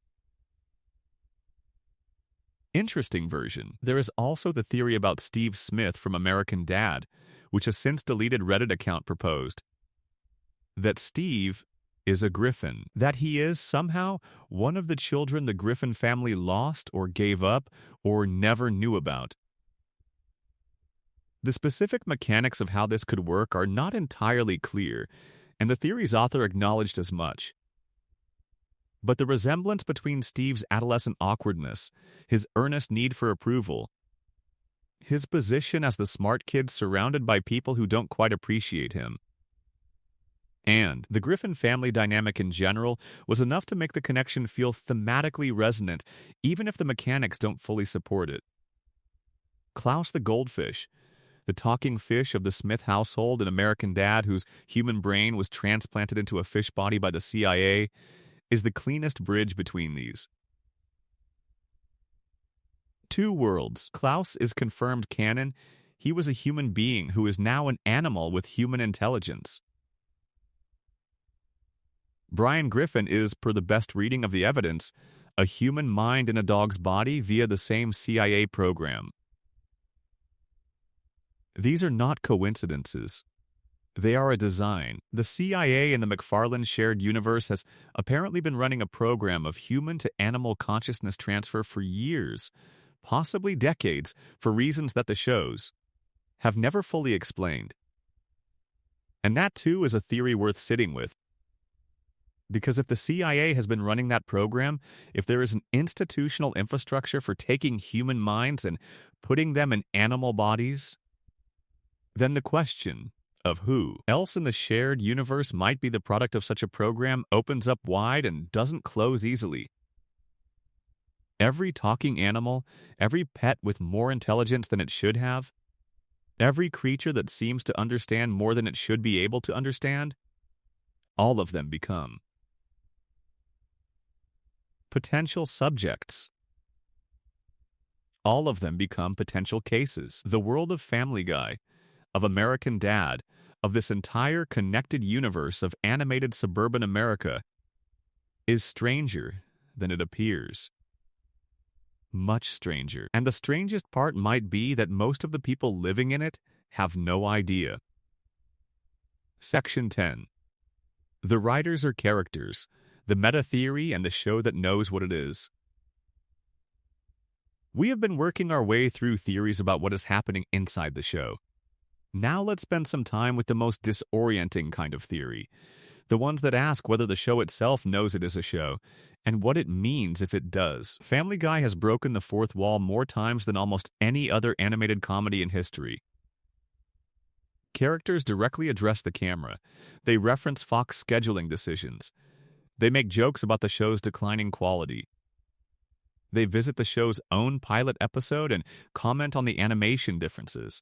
In Back to the Pilot, the Season 10 episode where Brian and Stewie go back in time to the first episode, there is a moment where they observe the characters of the original pilot going about their lives in the first episode, and the crude, rougher animation of that era is played as something the characters themselves can see and remark upon. The show is aware of its own visual history. This kind of meta-awareness has been in Family Guy since the beginning, but it has become denser and more elaborate over time, and the fan theories that address it are some of the most philosophically interesting material in the entire fandom, because they take the show's self-awareness seriously as a creative choice rather than treating it as just a running gag.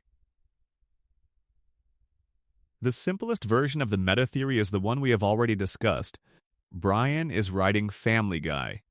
He is the author of the show. The events depicted are his novel, his story, his interpretation of the life he is living. This explains his consistent presence in every episode, his position as the voice of reason, his frequent moments of near fourth-wall awareness. He is the narrator. The cutaway gags are his digressions, his footnotes, the places where his writer's mind wanders from the main narrative. The show got darker, stranger, and less coherent as Brian's alcoholism progressed because the author was deteriorating. The more elaborate version of this theory, which various Reddit threads and fan theory wikis have expanded upon, proposes that Brian knows the show exists, not in the vague, casual way that characters sometimes seem to be aware of their own fictionality, but consciously, deliberately. He has known from a very early point, or discovered at some point, that he is a character in a television show, and he has been navigating that knowledge ever since. Under this version, Brian's alcoholism is not just a character flaw or an addiction or a symptom of accumulated neurological damage. It is also, specifically, the self-medication strategy of someone who knows their reality is constructed, who knows that the people they love are fictional, who knows that everything that feels real, the friendship with Stewie, the affection for the Griffin family, the dreams of writing something that actually matters, is the product of a creative decision made in a writer's room that Brian cannot access or influence. The martinis are how you live with that knowledge. They are how you keep getting up in the morning. The episode Brian and Stewie. The Season 8 bottle episode where the two of them are locked in a bank vault overnight and have the most honest conversation in the show's history, contains a moment that haunts the meta-theory specifically. Brian reveals that he keeps a gun in his safety deposit box. He keeps it there, he explains, because there are days when the thought of using it on himself is more comforting than the thought of not having it available. This is, in the context of a comedy show, an extraordinarily dark admission. But under the meta-theory, it takes on additional resonance. Brian knows he is fictional. He knows that his life will reset between episodes. He knows that the growth he works toward, the lessons he learns, the connections he makes, all of it will be undone by the structural requirement that the show maintain its status quo.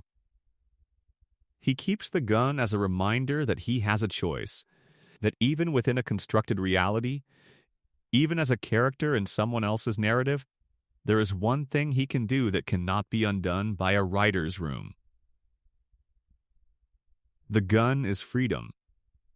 The gun is the one irreversibility in a world built entirely on reversibility.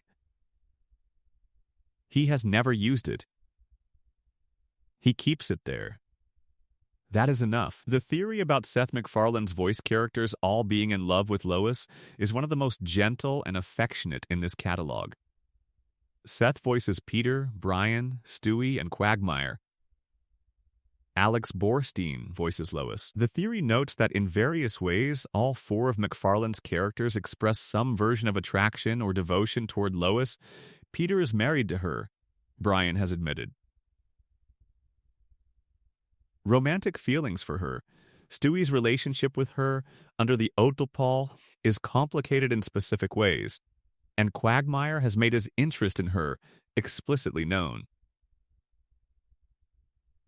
On many occasions, the theory suggests that this is Seth MacFarlane, through his characters, expressing something about his co-star that he couldn't express directly.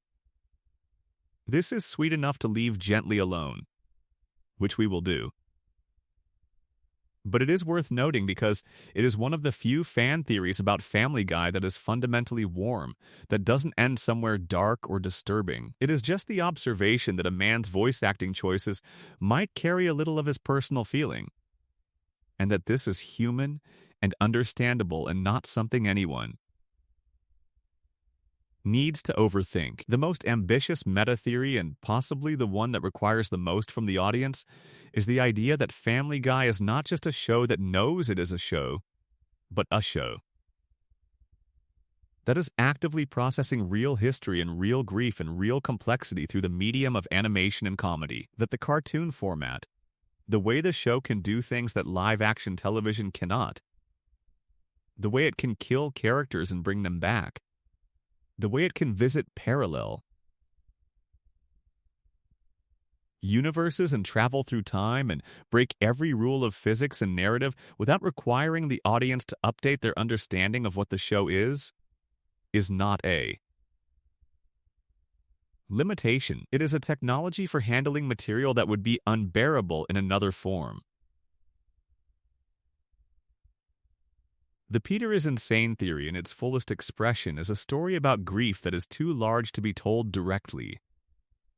The purgatory theory is a story about sin and redemption that is too heavy to be told without the buffer of comedy. The Brian as author theory is a story about the helplessness of the artist in the face of a reality they cannot control. These are not small subjects. They are among the largest subjects that literature has ever tried to handle. And this silly, chaotic, fart joke-laden cartoon has been working with them for 25 years without most of its audience realizing it. That might be the most beautiful thing the fan theories reveal. Not that Family Guy is secretly a dark show, or a tragic show, or a show with a hidden layer of meaning that only the most dedicated viewers have found.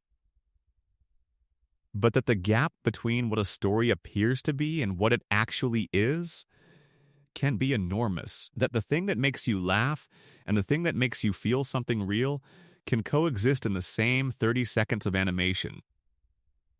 That a show does not have to announce its depths in order to have them. Family Guy has never announced its depths. But they are there. They have always been there. Every theory we have worked through tonight is a testament to how many people looked at this show and found something worth looking for.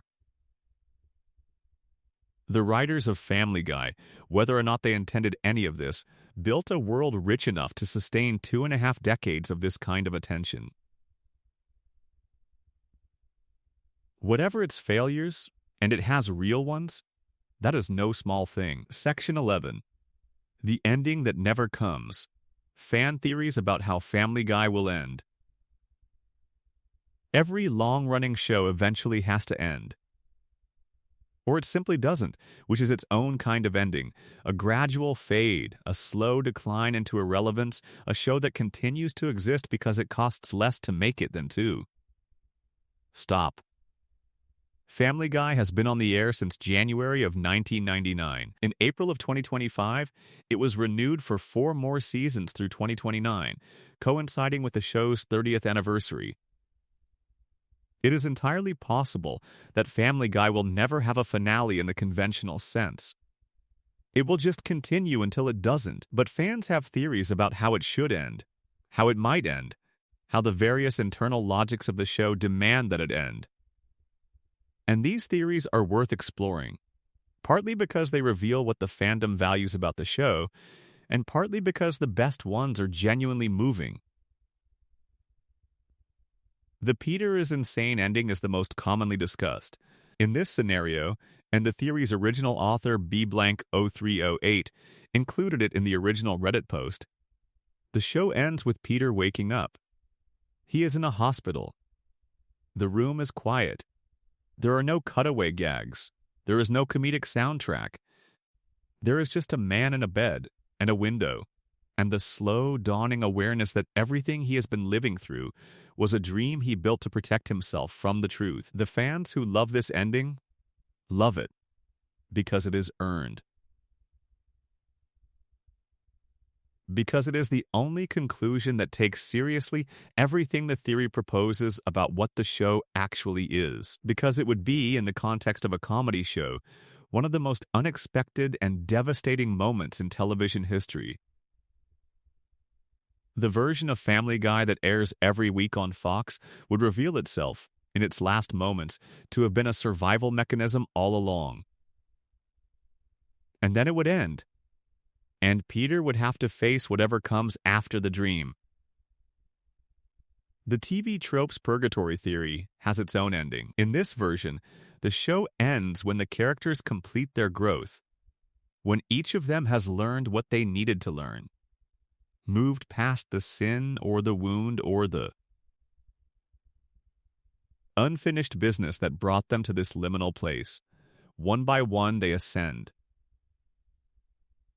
The last one to go is Meg, because Meg has the most work to do and has been doing it the longest and with the least help. When she finally puts down the lightning rod for the last time and refuses to go back to it, she ascends. And the neighborhood is quiet. The Brian is writing Family Guy theory has its own version too, proposed by fans who took the idea to its logical conclusion. The show ends when Brian finishes the novel. When he types the last word, when the manuscript is done and the story is told, and the version of his life that he has been working to capture for all these years is finally complete. He puts it away. He doesn't submit it. He doesn't publish it. He puts it in a drawer.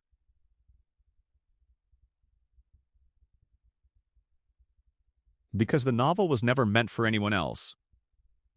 It was always just for him. It was just the way he made sense of the life he had. And now that it is done, he can live the rest of that life without needing to write it down. Meg's ending, proposed across multiple fan theory threads, is perhaps the most satisfying in terms of narrative justice. The show ends with Meg leaving. Not in anger, not dramatically. She simply, quietly goes. She packs whatever she has decided is worth taking. She does not say a long goodbye. She does not deliver a speech. She just walks out of the house at 31 Spooner Street, gets in a car, and drives towards something the camera does not show us. The audience never finds out what she finds on the other side. That is the point. Meg's ending is defined by the fact that there is a future for her that the show has no claim on. She belongs to something larger than the narrative that has been defining her. She always did. There is also the multiverse ending, which a small but devoted corner of the fandom has assembled. In this version, Stewie uses his time machine or his universe-hopping device one final time, not to fix something or prevent something or explore something, but to get to the universe where his family is happy, the world where the car never hit Meg and Chris, the world where Lois never made that choice, the world where Peter never had to build the fantasy. He finds it. It is real. It exists, somewhere in the infinite branches of the multiverse. He gets there. He watches through a window. He sees his family, the real versions of his family, the versions that don't need a dream to exist, living their lives. He doesn't go in. He doesn't interfere. He doesn't even knock. He just watches for a while from outside the window in the way that only someone who has been very lonely for a very long time watches something beautiful. And then he goes home. Back to the family he has, back to the world he actually lives in. Because the real family, however broken, is still his. And the infinite multiverse is full of better worlds, but this is the one he was born into. This is the one that made him who he is. He picks up his bear, Rupert. He goes to bed. The screen goes dark. Section 12. The final thread. What all of this actually means. We have been talking for a long time now. The lights are dim. The night is settled around wherever you are listening to this, and it seems worth, in these last quiet minutes, stepping back from the individual theories and asking what they collectively say.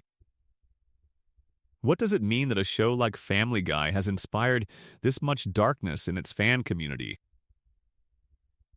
What does it mean that a comedy about a dysfunctional family in a fictional Rhode Island town has become the subject of theories this elaborate, this emotionally serious, this genuinely interested in questions of grief and guilt and redemption and the nature of reality? Part of the answer is simply that this is what dedicated fandom does. It fills the gaps. It looks for the system beneath the apparent chaos. It finds the narrative logic that the show itself may have been too busy being funny to bother articulating. This is not unique to Family Guy. Every show with a sufficiently passionate audience generates this kind of theorizing. The depth is not necessarily in the show. The depth is in the love the audience brings to it. But there is another part of the answer that feels worth sitting with. Family Guy, whatever its failures, has been part of people's lives for 25 years. It was on the air when some of the people watching it were children. It was on the air when they were teenagers and then adults and then parents. It grew alongside them, changed alongside them, and became less and less good alongside them, which is perhaps the most human thing it ever did. The show did not stay brilliant, but it stayed present. And presence, over time, creates the conditions for attachment. The fan theories about Family Guy are love letters to a show that has not always deserved love. They are the work of people who refuse to give up on something they cared about, who insist on finding the meaning and the beauty and the heart in a body of work that has sometimes seemed actively uninterested in having any of those things. They are the argument that a work of art, even a flawed one, even a deeply imperfect one, even one that has spent years making choices its creators' best selves would have, prevented, can still be worth the attention, can still reward the close reading, can still yield, in the right light, something that looks a lot like depth. The Griffin family, on Spooner Street, in their little house, in their broken, resilient, chaotic, occasionally beautiful life, they are not what they appear to be. They never were. The purgatory theory says they are souls working their way towards something better. The insane Peter theory says they are one man's act of survival love. The Stewie is the universe theory says they are the downstream consequence of an accident that happened before reality began.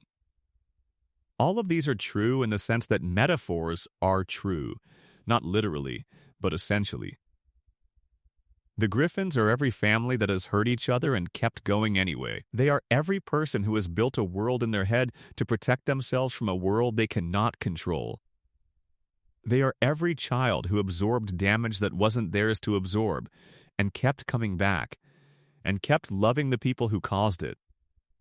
They are, under all the noise and the chicken fights and the Conway Twitty gags and the cutaways, a story about trying. Trying to hold a family together, trying to be a better version of yourself, trying to love the people you were given, trying to survive a world that doesn't make it easy. That is a very old story. It is one of the oldest stories. And the fact that it was hiding inside a cartoon about a fat guy in Rhode Island for 25 years is one of the more remarkable things the fandom has ever found. Thank you for spending this time here. Wherever you are, whatever city, whatever country, whatever hour of the night this is catching you, I hope the theories gave you something to think about, something to dream about, something that will make you look at a familiar show with slightly different eyes the next time you put it on. If you have made it this far, you are exactly the kind of person this channel is for. Subscribe if you haven't. It genuinely matters, it genuinely helps, and it keeps this little late-night corner of the internet alive and running. Drop a comment with your favorite theory from tonight, or one I missed that you think deserves a spot in a future video. I read them. I always read them. Sleep well. Take care of yourself. And remember, somewhere out there, in one of the infinite branches of the multiverse, the Griffin family is doing just fine. I will see you in the next one.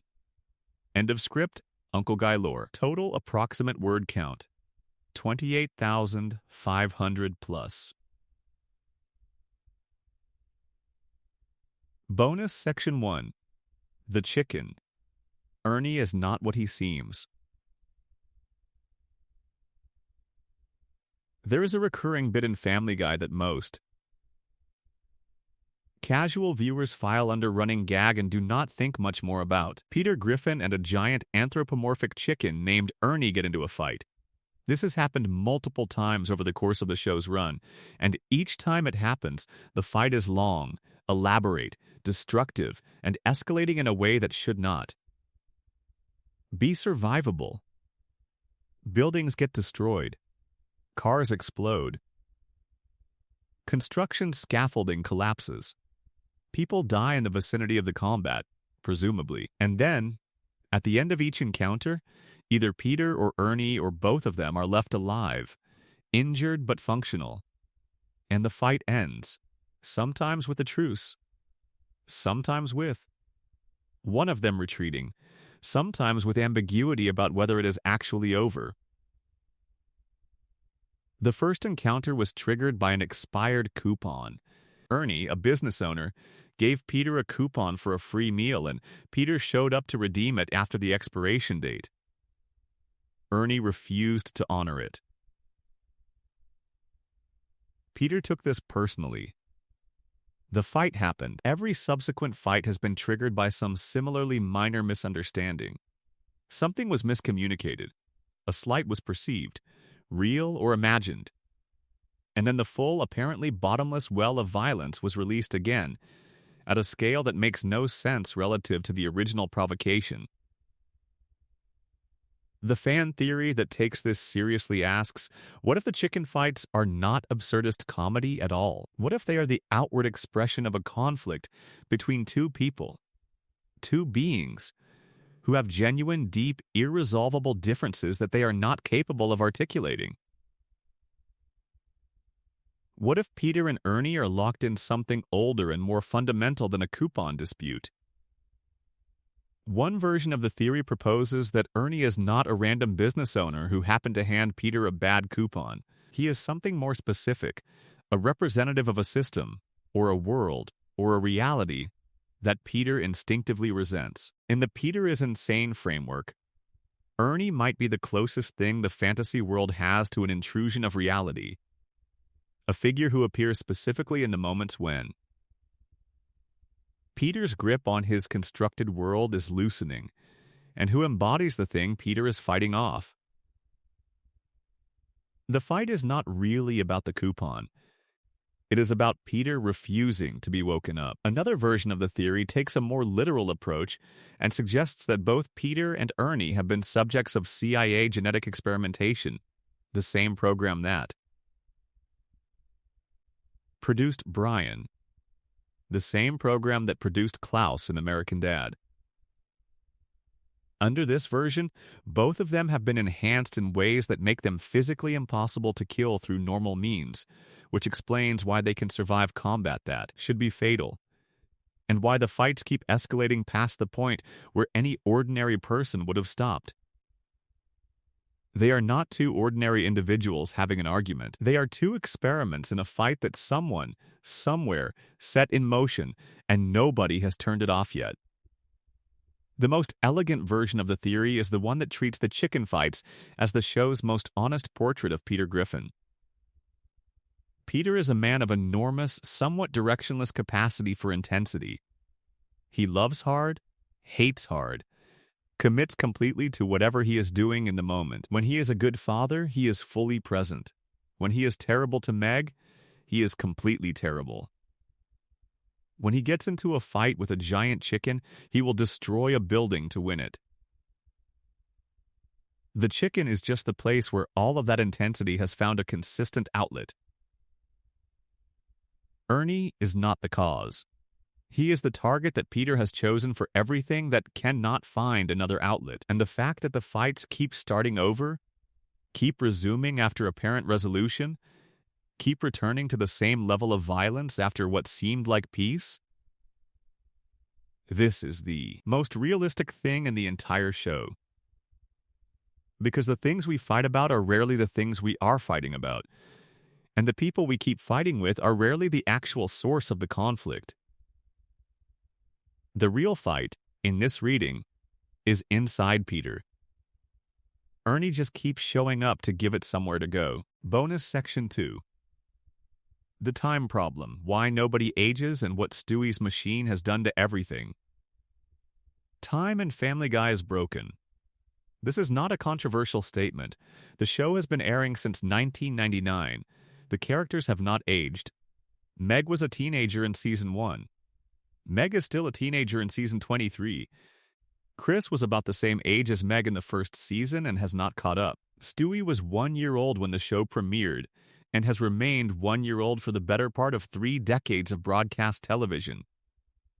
The standard explanation for this, the one that applies to The Simpsons and most long-running animated comedies, is that this is simply the genre convention. The show operates in a kind of eternal present, where the characters are frozen at the ages the creators set for them, and the audience is expected to accept this as a feature of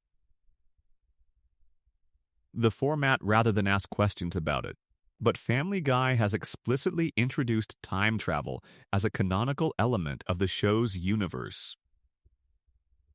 Stewie's time machine is real. It has been used. The timeline has been altered. The show has acknowledged within its own narrative logic that it takes place in a universe where the past can be changed. And once you accept that, the question of why nobody ages stops being a genre convention question and becomes an in-universe question with possible in-universe answers. The most discussed in-universe answer comes from a WatchMojo fan theory overview and was subsequently elaborated in several Reddit threads. Stewie is de-aging everyone. Not accidentally. Deliberately, or at minimum, the time travel interventions he keeps making are creating a feedback loop in the timeline that prevents forward motion. Every time Stewie goes back in time and changes something, every time he saves Brian, every time he uses the return pad to correct a mistake, every time he reaches into the past to improve the present, the timeline absorbs the change but loses some of its forward momentum. The paradoxes accumulate. The result is a world where time continues to pass in some senses, episodes happen in sequence, events reference earlier events, but where the fundamental aging process has effectively stalled. Under this reading, Stewie is not choosing to keep everyone young. He is not a benevolent godlike figure manipulating reality to preserve his companions. He is simply a toddler with a time machine who cannot stop using it, whose interventions have had unintended consequences that no one fully understands, and who's accumulated.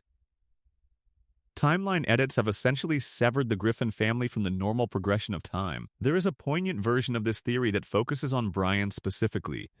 The Brian is dead theory, the one about whether the Brian who came back from the dead in Christmas Guy is truly the same Brian who died, has a temporal dimension that is easy to miss.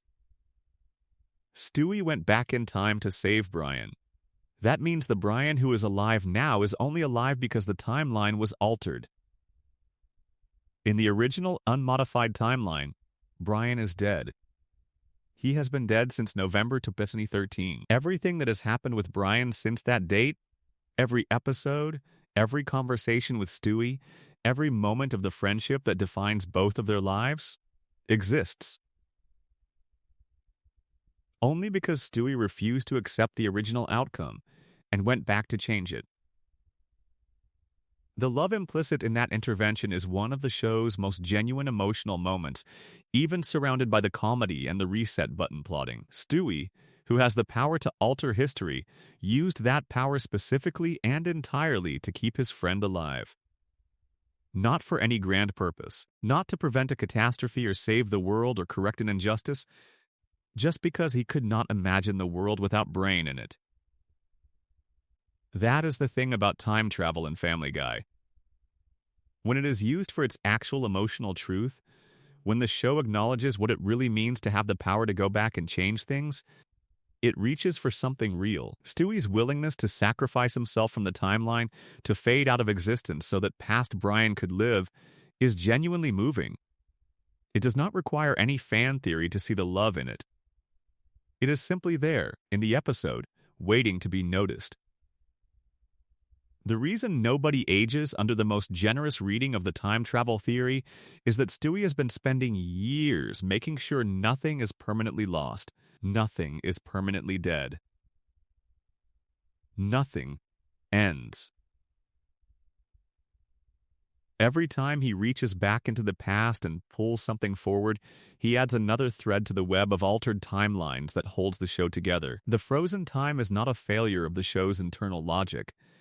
It is the record of all the times Stewie refused to let time move forward. He is keeping everyone young because he is terrified of what comes after.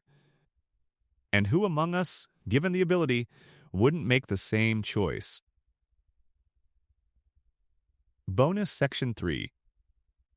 The Pawtucket Patriot Brewery and what Peter's job actually means. There is a theory, small and specific and easy to overlook, about Peter Griffin's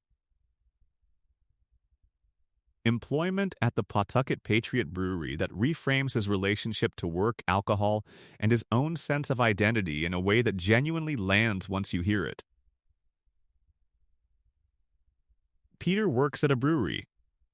He drinks beer constantly. He is, by any clinical definition, a problem drinker whose relationship with alcohol is woven into virtually every aspect of his daily life. He drinks at the Drunken Clam with his friends. He drinks at home. He drinks in the car. He drinks at work, presumably. The beer is always there, always available, always part of whatever is happening. The theory asks, is this a coincidence? Is it just that the writers decided Peter would work at a brewery because it fit his character as a beer drinker?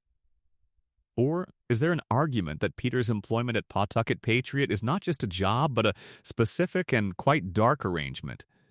One that keeps him close to the thing he is, most dependent on, that ensures his access to it is essentially unlimited, that structures his entire working life around the substance that manages his pain?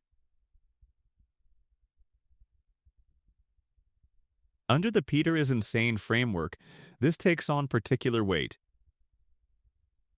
In the fantasy Peter has constructed, he works at a brewery. In the fantasy, the beer is always close, because in reality, in the hospital room, in the version of Peter's life that the fantasy is covering, Peter's relationship with alcohol predates the catastrophe that broke him. The beer was always how he managed. The brewery is the fantasy world's version of that management system, externalized and made into a career. He did not choose to work around alcohol by accident. His broken mind placed him there, in the space that felt most like safety. Brian's alcoholism, running parallel to Peter's in the show's world, is a mirror. Two characters defined in part by their relationship to drinking, both in professions that put them close to creative or intellectual expression, both using the alcohol to maintain some version of themselves that would otherwise be harder to access. The show has never connected these two threads explicitly. It probably never will, but the parallel is there, consistent across 25 years, visible to anyone who looks. The Pawtucket Patriot Ale itself, the specific brand of beer that the Griffin world runs on, has its own fan theory attached to it. Several fans have noted that the brand appears to be a parody of Pawtucket, Rhode Island's own Narragansett beer, a real brewery with a real New England identity. The theory is not dramatic. It is just the observation that the show's creators were grounding the world of Family Guy in something geographically and culturally specific. The beer is not generic brand name beer. It is the beer of a particular place, a particular tradition, a particular version of working-class New England identity. Peter is not just a beer drinker. He is a specific kind of beer drinker, connected to a specific kind of place. And that specificity is, in its small way, part of what makes the early seasons of Family Guy feel lived in rather than generic. The details add up to something that feels like a real world. Imperfect, specific, belonging to a particular corner of American life rather than no corner in particular. The theories come from that specificity. People theorize about Family Guy, rather than about shows with less detailed internal worlds, because the world of the show gives them enough material to work with. Bonus Section 4. Death, God, and the Supernatural Architecture of the Griffin Universe. Family Guy has one of the most developed relationships with literal death of any. Animated comedy. The Grim Reaper, a named character called Death, voiced by Norm Macdonald in the original run, has appeared multiple times, interacting with the characters, occasionally, forming something resembling a relationship with them. God himself appears. Jesus appears. The afterlife has been depicted in multiple episodes. Characters have died and come back, not just through time travel, but through various supernatural mechanisms that suggest the universe the Griffins inhabit is one where the boundary between life and death is unusually porous. The fan theory that builds on this is relatively understated but worth taking seriously. The Griffin family has a special relationship with death. Not just in the show's frequent brush with mortality plots, but in some structural sense. They are the family that death keeps coming back to, keeps engaging with, keeps allowing exceptions for. Most people, when they encounter death, do not get the opportunity to make a deal. The Griffins have been through that conversation multiple times. The theory asks why. What is it about this family that makes them remarkable to the supernatural forces that govern their universe? The purgatory theory has one answer. They are already dead, so death's ongoing attention to them is just the afterlife doing its job. The Peter is insane theory has another. Death cannot reach Peter because Peter is not fully present in the world, existing as he does in a fantasy that protects him from consequences. But there is a third answer, and it is the most optimistic of all. The Griffin family matters.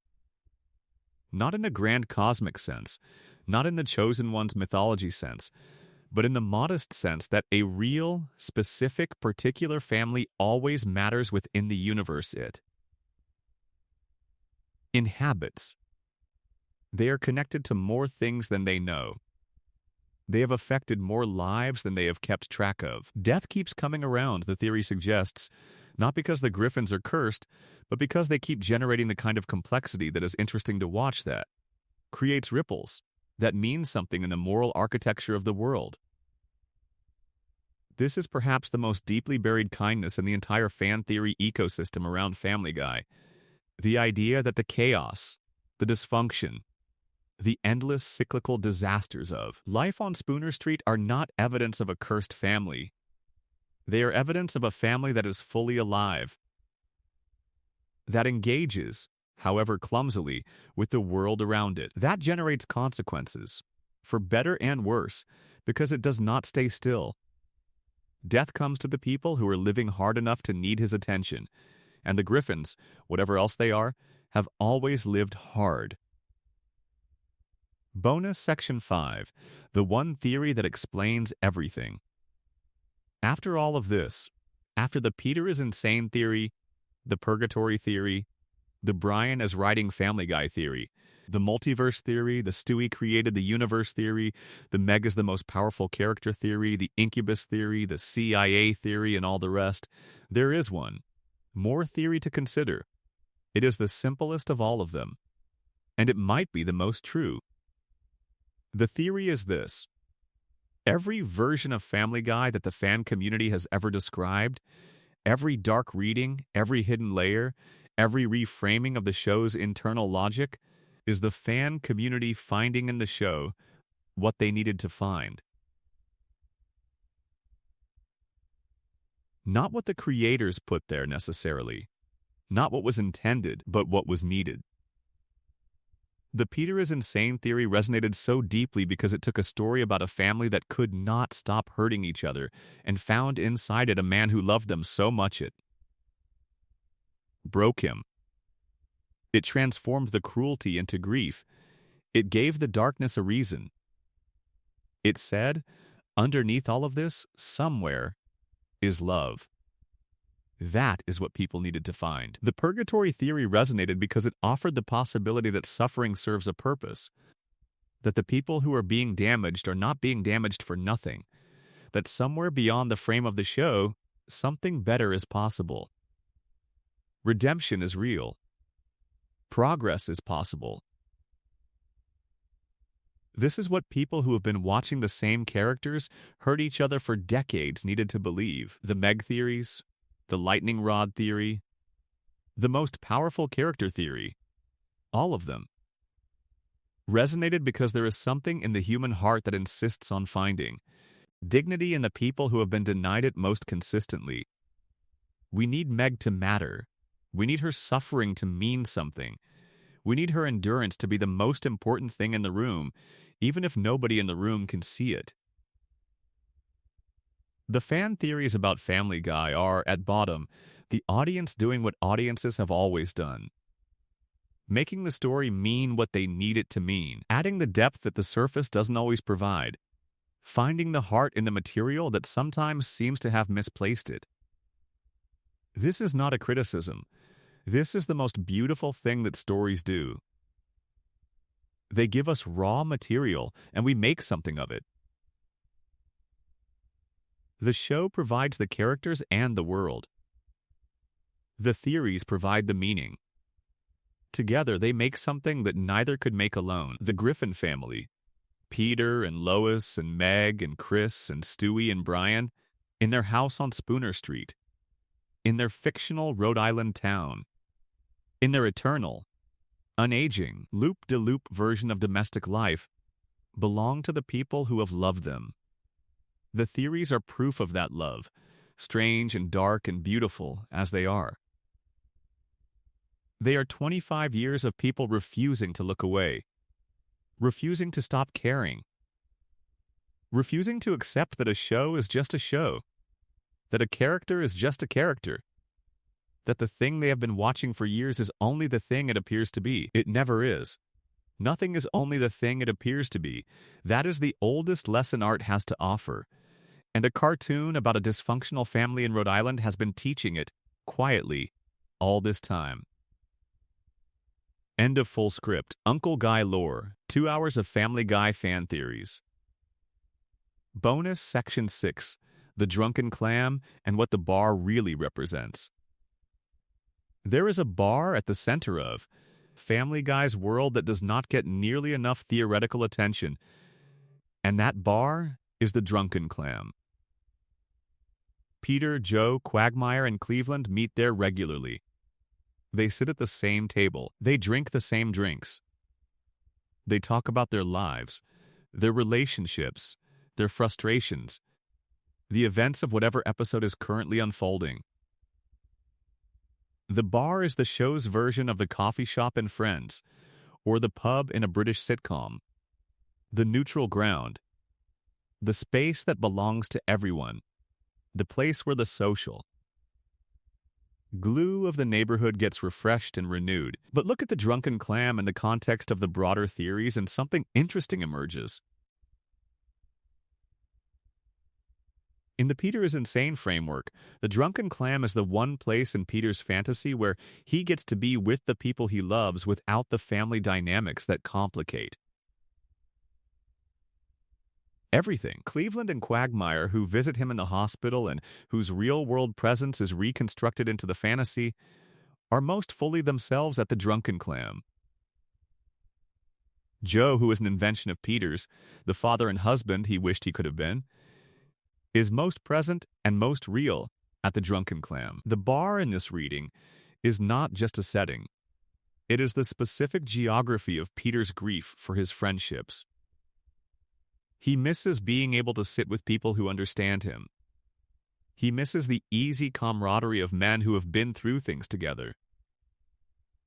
He misses, more than anything, the ability to just be somewhere with the people he cares about without everything being complicated. The Drunken Clam is his mind's answer to that missing, a place that is always there, always open, always full of people who know him. The purgatory theory has a different reading of the Drunken Clam, and it is equally compelling. In purgatory, certain spaces have special significance, places where the work of the afterlife gets done, where the encounters that push characters toward their growth or away from it tend to happen.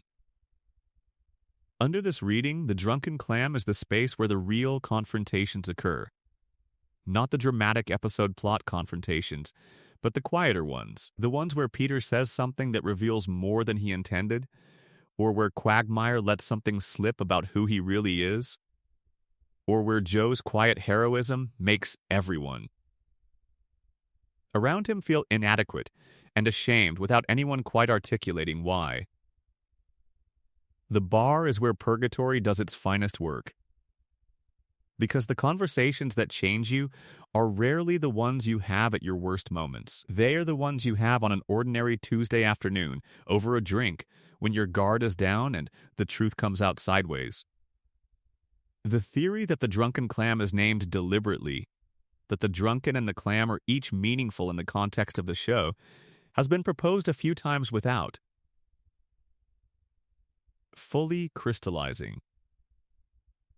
The clam, as a nautical and culinary symbol in New England, is mundane and specific. The drunken is self-evident. But together, the name carries a certain melancholy poetry, something that should be vital and alive, preserved in a state of blurred, softened awareness, not dead. Not fully alive either, just maintained, in a state that makes the present bearable. Which is, when you think about it, exactly what the bar does for the people who come to it. It is the place where they do not have to be their full selves, where they can be a little blurred at the edges, where the pressures of their actual lives, the purgatory they are working through, the fantasy they are sustaining, the grief they are managing, can be set down for an hour or two. The Drunken Clam is not a cheerful place under the fan theories. It is a refuge. There is a difference. Bonus Section 7. Herbert the Pervert. The Soldier Theory. Herbert is one of Family Guy's most uncomfortable recurring characters. and the fan theories about him are some of the most emotionally complex the show has generated, because they take a character who is primarily used for extremely dark comedy and find something human underneath. Herbert. Full name, Herbert P. Pervert, though the show rarely uses his last name, is an elderly man who lives in the neighborhood and has made his unwanted interest in Chris Griffin a running gag across many seasons. The joke is disturbing in its consistency, and the show uses Herbert in ways that have generated genuine controversy.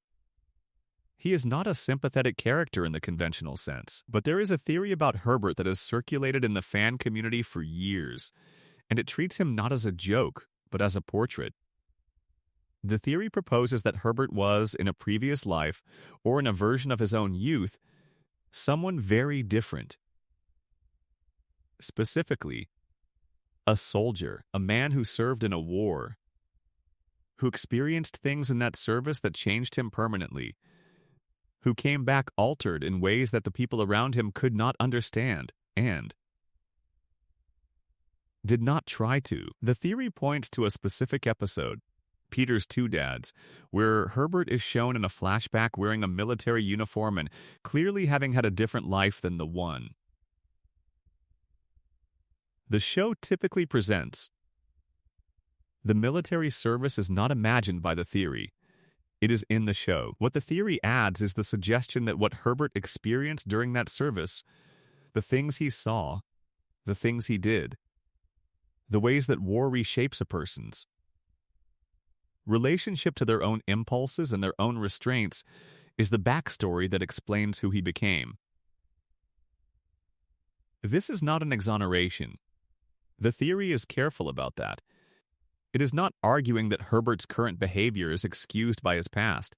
It is arguing that he is a person with a history, that the person the show typically deploys as a punchline had a life before the punchline, and that understanding that life changes the texture of every scene he appears in. There is a specific moment in the Christmas special Road to the North Pole where Herbert appears alone in his house, looking out the window at the neighborhood, and the camera lingers on him for just a moment longer than a comedy beat requires.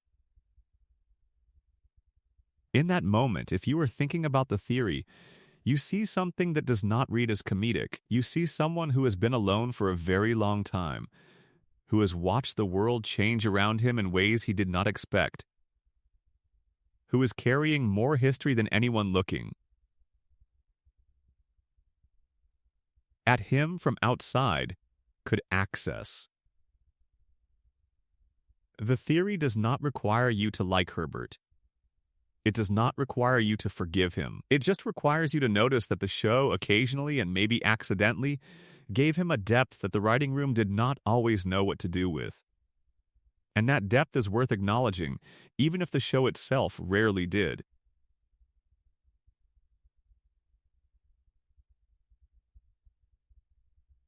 Bonus Section 8. The Road to Episodes. What Stewie and Brian's adventures are really about. There is a specific subgenre of Family Guy episode that the fandom treats as its own category, the Road to episodes. These are the episodes where Brian and Stewie leave the show's regular setting and go somewhere, sometimes through time travel, sometimes through universe hopping, sometimes through more conventional means, and have adventures that are different in tone and texture from the regular Family Guy episode. The first Road to episode, Road to Rhode Island from Season 2, has them traveling across the country by various means to get Stewie back home after a visit to his grandparents. Subsequent Road to episodes have sent them to Europe, to the North Pole, to the multiverse, to the past, to alternate realities, and on various other adventures. These episodes tend to be the most critically praised entries in the show's catalog, and the most emotionally resonant, and the ones fans are most likely to cite when explaining what the show was capable of at its best. The fan theory that is developed around the Road to episodes is simple, and once you hear it, feels obviously correct. These episodes are the show's most honest self-portrait. Everything else in Family Guy, the Peter plots, the cutaway gags, the Meg storylines, the neighborhood dynamics, is the show doing what it thinks television requires. The Road To episodes are the show doing what it actually wants to do. What it wants to do is tell stories about friendship, specifically about the friendship between two very different people who have no obvious reason to be close, but who have become essential to each other in ways that neither of them fully articulates.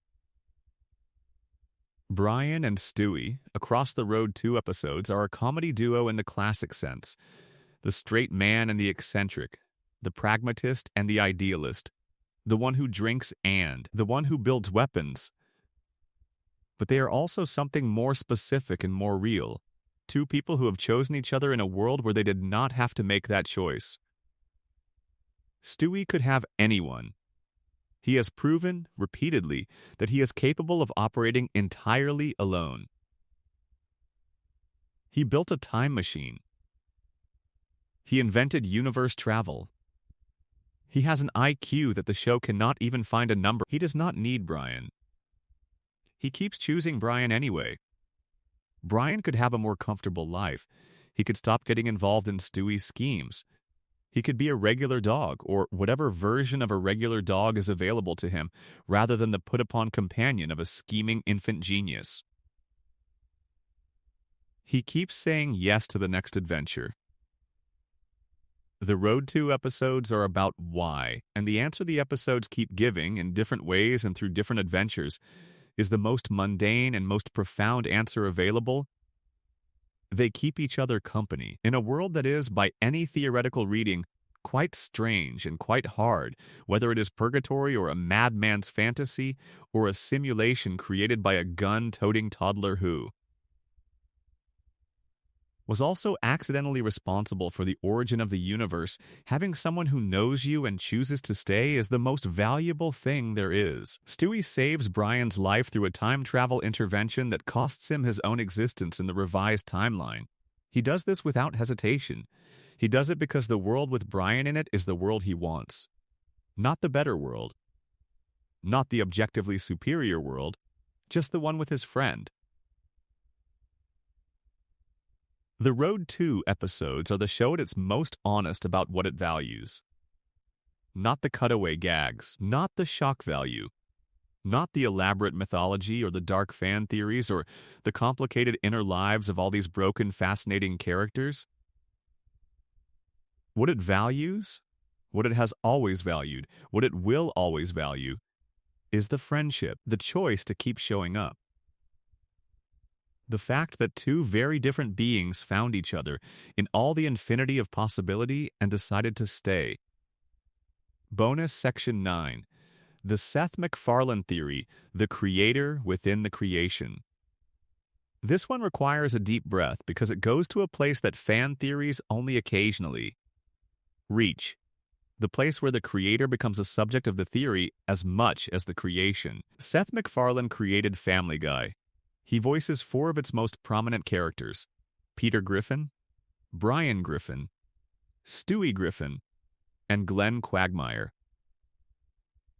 He was, in the early years, deeply involved in every aspect of the show's creative process: the writing, the direction, the tone, the aesthetic. He built this world from the ground up, drawing on his experiences, his sensibilities, his sense of humor, his pain points, his passions.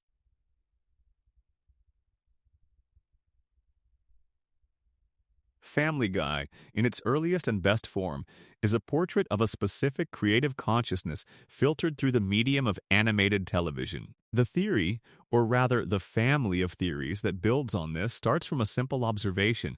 Brian Griffin uses Seth MacFarlane's natural voice. Not a character voice, not a performed voice, but the voice Seth uses when he speaks as himself in interviews and public appearances. Peter's voice is performed. Stewie's voice is performed. Even Stan Smith's voice is performed. Brian just sounds like Seth talking. The implications of this are interesting. Brian is the character who reads books and fails to finish them. Brian is the character who wants to be taken seriously as a writer and cannot quite get there. Brian is the character who is too smart for the world he lives in and too flawed to transcend it. Brian is the character who loves, imperfectly and sometimes destructively, and who keeps trying despite the record. Seth MacFarlane has said in multiple interviews that Brian is in many ways based on himself. He is too smart for his circumstances, too aware of his own contradictions to fully forgive himself for them, too attached to the people around him to leave even when leaving. Might be the healthier choice. The degree to which Brian represents Seth, not as a perfect self-portrait, but as an honest one, is something the creator has never fully denied. Under this reading, every theory about Brian becomes, obliquely, a theory about Seth. The Brian is dead theory suggests something about the creator's relationship to his own continuity and legacy. The Brian's alcoholism theory suggests something about the pressures of prolonged creative work and what people use to manage them. The Brian is writing Family Guy theory suggests, and this one is almost too perfect, that Seth MacFarlane has been writing himself into the show all along. That Family Guy, for all its apparent chaos and randomness, is the record of one person's sustained attempt to make sense of a life and a world that does not always cooperate. With the making of sense. The show ends when Brian puts down the pen. When Seth finally has nothing left to prove through the medium of a talking dog and an animated comedy. When the autobiography is finished and the author can step away from it. Until then, the show continues. Brian continues. The voice that sounds most like Seth MacFarlane keeps showing up in the recording booth, keeps delivering lines written by other people, keeps inhabiting a character that started as a self-portrait and has become something more complicated over the years. There is something moving about that if you let yourself feel it. The creator, still there, still present. Voicing the character he made most like himself in the show he built, long after the show became something different from what he originally intended, still showing up, still trying to figure out what it all means. Just like Brian, just like all of them. End of complete script. Uncle Guy lore, 2 hours of Family Guy fan theories. Final word count, 25,500 plus words. Bonus section 10, every character's secret, a final walk down Spooner Street. Before we close out completely, let's do one last pass down Spooner Street, a final look at every character who has appeared in this neighborhood over 2.5 decades of television. Each of them carrying a theory that changes how you read them. Bonnie Swanson, Joe's wife, has been pregnant for roughly the first 9 seasons of the show. This is a well-documented absurdity. Her pregnancy lasted for years of broadcast time before Susie was finally born in season 8. The joke was the length. But the theory asks what that length actually means. One reading? Bonnie was not pregnant. She was in a state of perpetual preparation for something that kept not arriving, kept being delayed, kept remaining potential rather than actual. The pregnancy is a metaphor for all the things in Bonnie's life that never quite materialized into the form she expected.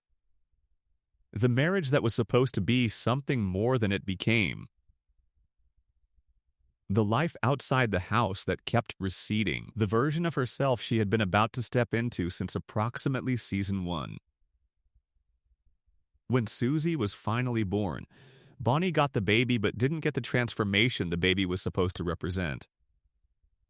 Which is, in its quiet way, one of the more honest things the show has ever said about how life tends to work. Tom Tucker, the local news anchor, is a character so thoroughly committed to a certain version of himself, professional, authoritative, slightly pompous, that fans have theorized he is the most deliberately constructed persona in the show, not flanderized, the way Peter or Brian were flanderized, but consciously maintained. Tom Tucker knows exactly who he is on camera and has decided to be that person everywhere, all the time. Because the alternative, being whoever he actually is when the cameras are off, is something he does not want to confront. The theory extends to the question of why Tom Tucker keeps his job despite being on the air in a city where extraordinary things happen regularly, and his reporting is never adequate to the reality. The answer the theory proposes is that Tom's job is not to report the news. It is to manage it, to present events in a way that keeps people calm, keeps things moving forward, prevents the cognitive dissonance of actually processing the things that happen in this particular Rhode Island town from becoming debilitating. He is not a bad journalist. He is an excellent one. If the goal is stability rather than truth. Dr. Hartman, the Griffin family's physician, has appeared across multiple seasons dispensing medical advice that is consistently wrong in ways that should have resulted in serious consequences, and never does. The fan theory about Dr. Hartman suggests that he is not actually incompetent. He is working with constraints that the show does not acknowledge explicitly. The constraint of treating a family that cannot be permanently damaged, cannot age, cannot die in ways that stick. Within the logic of the show's universe, whatever that logic is, purgatory, fantasy, simulation, Dr. Hartman's patients are in a state where conventional medicine's outcomes do not apply. He has learned this. He treats them accordingly, with methods that would be wrong for ordinary patients but are appropriate for people who are going to be fine by the next episode regardless. His apparent incompetence is actually a sophisticated adaptation to an extraordinary clinical situation. He is the best doctor in this particular universe precisely because he has stopped trying to practice the medicine he was trained in. Carter Pewterschmidt, Lois's father, is one of the show's more straightforwardly villainous recurring characters, the wealthy patriarch who disapproves of his daughter's choices, who wields money as a weapon, who represents everything that privilege does to a person who never had to earn it. But the fan theory about Carter that lingers is the one that asks about his relationship with Lois specifically, and what it says about why Lois is the way she is. The theory proposes that Lois married Peter partly as an act of rebellion against everything Carter represents. She saw in Peter, in his unpretentious beer-drinking, genuinely unimpressed relationship to the world of wealth and refinement she grew up in, a freedom she could not find anywhere else. She loved him because he was the most complete opposite of her father available. She chose him as an argument. Whether that argument has been won is a question the show has never fully answered. Carter and Peter's relationship has swung between contempt and grudging affection over many seasons. But underneath it, in every episode where Carter and Lois interact, you can see the echo of the original choice. The daughter who left, the father who never understood why, and the husband who was both the answer to the daughter's question and the confirmation of the father's fears. Death himself, the Grim Reaper who has appeared and interacted with the characters on multiple occasions, has a fan theory attached to him that is brief but haunting. The theory suggests that Death has a soft spot for the Griffin family specifically, that over the course of 20-plus seasons of watching them, of nearly taking some of them and being prevented, of delivering ultimatums and watching those ultimatums get negotiated and worked around, he has come to something resembling affection for them. He would not admit this. He has a professional reputation to maintain. But the frequency with which he shows up, the way he lingers, the moments where his interactions with Peter or Brian or Stewie have an edge of personal feeling to them. The theory says this is not standard practice. Most people, Death visits once, and that is the end of it. The Griffins he keeps coming back to. Not because they keep dying exactly, but because he keeps finding them interesting. because they are the kind of people who make even the inevitable less predictable than it should be. And in a job as monotonous as death's, variety is worth something. The theory ends on a note that is more wistful than dark. When the show finally ends, whenever and however that happens, death will be there. Not to collect anyone. Just to watch. Just to mark the occasion. Because you do not spend 25 years watching a family without feeling, however you might resist the feeling, that their ending is also a kind of loss. Even for death. Especially for death. A final note before sleep. You have made it to the end. Or the end has made it to you, the night sliding toward morning. The episode of the show you turned on while you started listening, having long since ended. The room quieter now than it was when we began. The theories we have been through tonight are, as we said at the start, not canon. The writers of Family Guy did not sit down and plan a show about a man processing grief in a hospital room, or a neighborhood in purgatory, or a CIA program of consciousness. Transfer, or an evil baby who accidentally created the universe. They planned a comedy show. Most of the time, they made one. But the fan theories exist because something in the show, across 25 years and hundreds of episodes, gave people enough to work with. Enough detail, enough consistency, enough characters they could look at and believe in and worry about and love. Imperfect love, complicated love, but love nonetheless. The fan theories are the audience's way of saying, this mattered. It was not perfect, and it was not always good, and sometimes it was actively bad. But it mattered. You gave us these people, and we took them seriously, and we found things in them that you might not have known were there.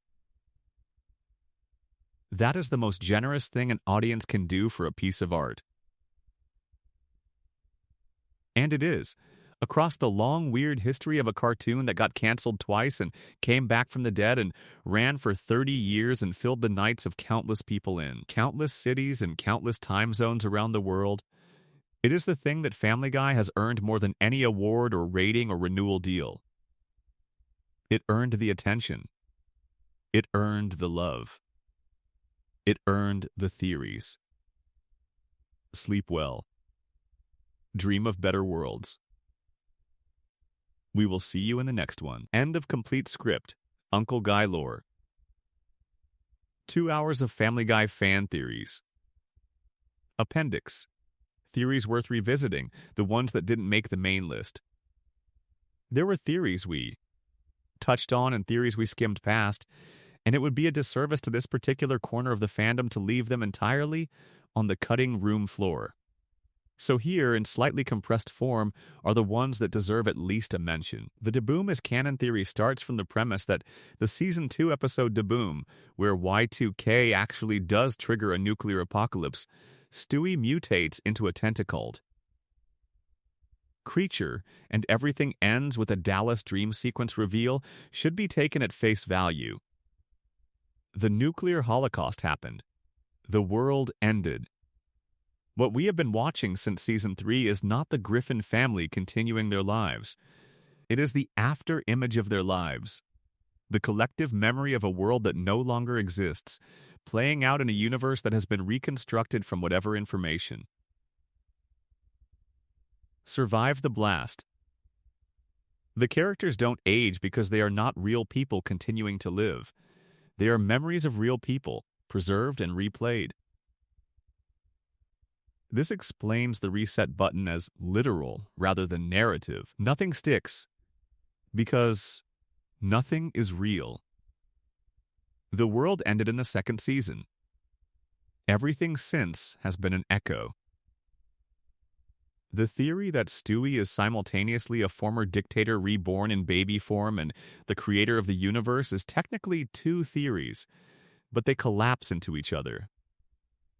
Beautifully. If Stewie was a dictator in a previous life who was reincarnated as a baby, and if that baby also turned out to accidentally be responsible for the Big Bang, then what you have is a consciousness that exists outside of normal temporal sequence, a being who has been alive before the universe and inside it, who has held power and been stripped of it, who is working through something whose scale is barely graspable. The arc from world-conquering villain baby to gentle, emotionally open friend of Brain is not character development in any ordinary sense. It is the trajectory of something ancient working its way back to something simple. Something that began before the first star and is learning, very slowly, how to just be a person. The theory that the giant chicken, Ernie, is connected to the CIA's animal experimentation program comes up in several threads and never quite gets the treatment it deserves. If Brian has a human mind in a dog's body, and Klaus has a human mind in a goldfish's body, and the CIA is responsible for both, then why not the chicken? Why not a chicken that fights with extraordinary skill and survives injuries that should be fatal and harbors a personal grievance against a specific human being? What if Ernie was someone? What if the person he was had a reason to be angry at Peter? What if the chicken fights are not a random, absurdist gag, but the ongoing consequence of a CIA program that went wrong? In a way that nobody involved has ever fully acknowledged. The theory about Lois's father Carter having more direct influence over the events of the show than the narrative explicitly acknowledges, essentially, that Carter Pewterschmidt is pulling strings behind most of the major events in the series is one of the more conspiracy-minded proposals in the fandom. It involves his media empire, his political connections, and his implied ability to make things happen or not happen in the Rhode Island town where his daughter lives. Under this theory, Peter's continued employment despite being catastrophically bad at every job he has ever held is not a show doesn't care about consequences artifact. It is Carter smoothing things over. Quietly, from a distance, not out of love for Peter, whom he despises, but out of love for Lois, whom he cannot openly demonstrate that love toward without the demonstration becoming another form of control. There is something genuinely interesting in the idea of Carter Pewterschmidt, seen by the show as a villain, being secretly the reason the Griffin family survives its own chaos. It would not make him good. It would make him complicated, which is more interesting than good. The theory about what Chris Griffin's art means, the running gag about his artistic talent and its occasional darkness, has been developed by a small but thoughtful corner of the fandom into a suggestion that Chris processes his family's dysfunction through the images he creates. His drawings are not random, they are records. Everything he has watched happen in this house, everything he has absorbed without quite having the language to address directly, comes out in what he makes. The dark images that occasionally appear in his sketchbooks are not the show being edgy. They are the interior life of a child who sees more than anyone around him thinks he does. And finally, and this one is small and gentle and I want to end on it because it feels right, the theory about Stewie's relationship with his stuffed bear, Rupert. Rupert is not a plot device or a joke. He is Stewie's oldest relationship. The bear who was there before Brian, before the time machine, before any of the adventures and schemes and plans. The bear who, in the episodes where Stewie is stripped of everything else, is still there. The theory is simply that Rupert, from Stewie's perspective, is completely real. Not a stuffed animal that Stewie is projecting onto. Not a comfort object that the baby genius has grown past while remaining sentimentally attached to. Stewie talks to Rupert with the same seriousness with which he talks to Brian. He involves Rupert in decisions. He includes Rupert in plans. He protects Rupert with the same ferocity with which he protects the people he loves. In the Stewie's perception as the show theory, this means Rupert is real. Within the world as Stewie experiences it, the bear is a person. And if the entire show is Stewie's perception made external and visible, then in the show's terms, the only terms that matter within its frame, Rupert is real. Stewie is not delusional for loving the bear. He is doing what all of us do, insisting on the reality of the things we love. Making them real by loving them, holding them in our attention until they become as concrete and as present as anything else in the world. We create the things we care about through the act of caring about them. The bear is real because Stewie says it is. The family is real because Peter needs it to be. The friendship is real because Brian chose to make it real, over and over again, across hundreds of episodes and one death and one resurrection and all the years in between. Real is what we make it. That is Family Guy's longest-running theory. And it might just be the show's most quietly radical claim.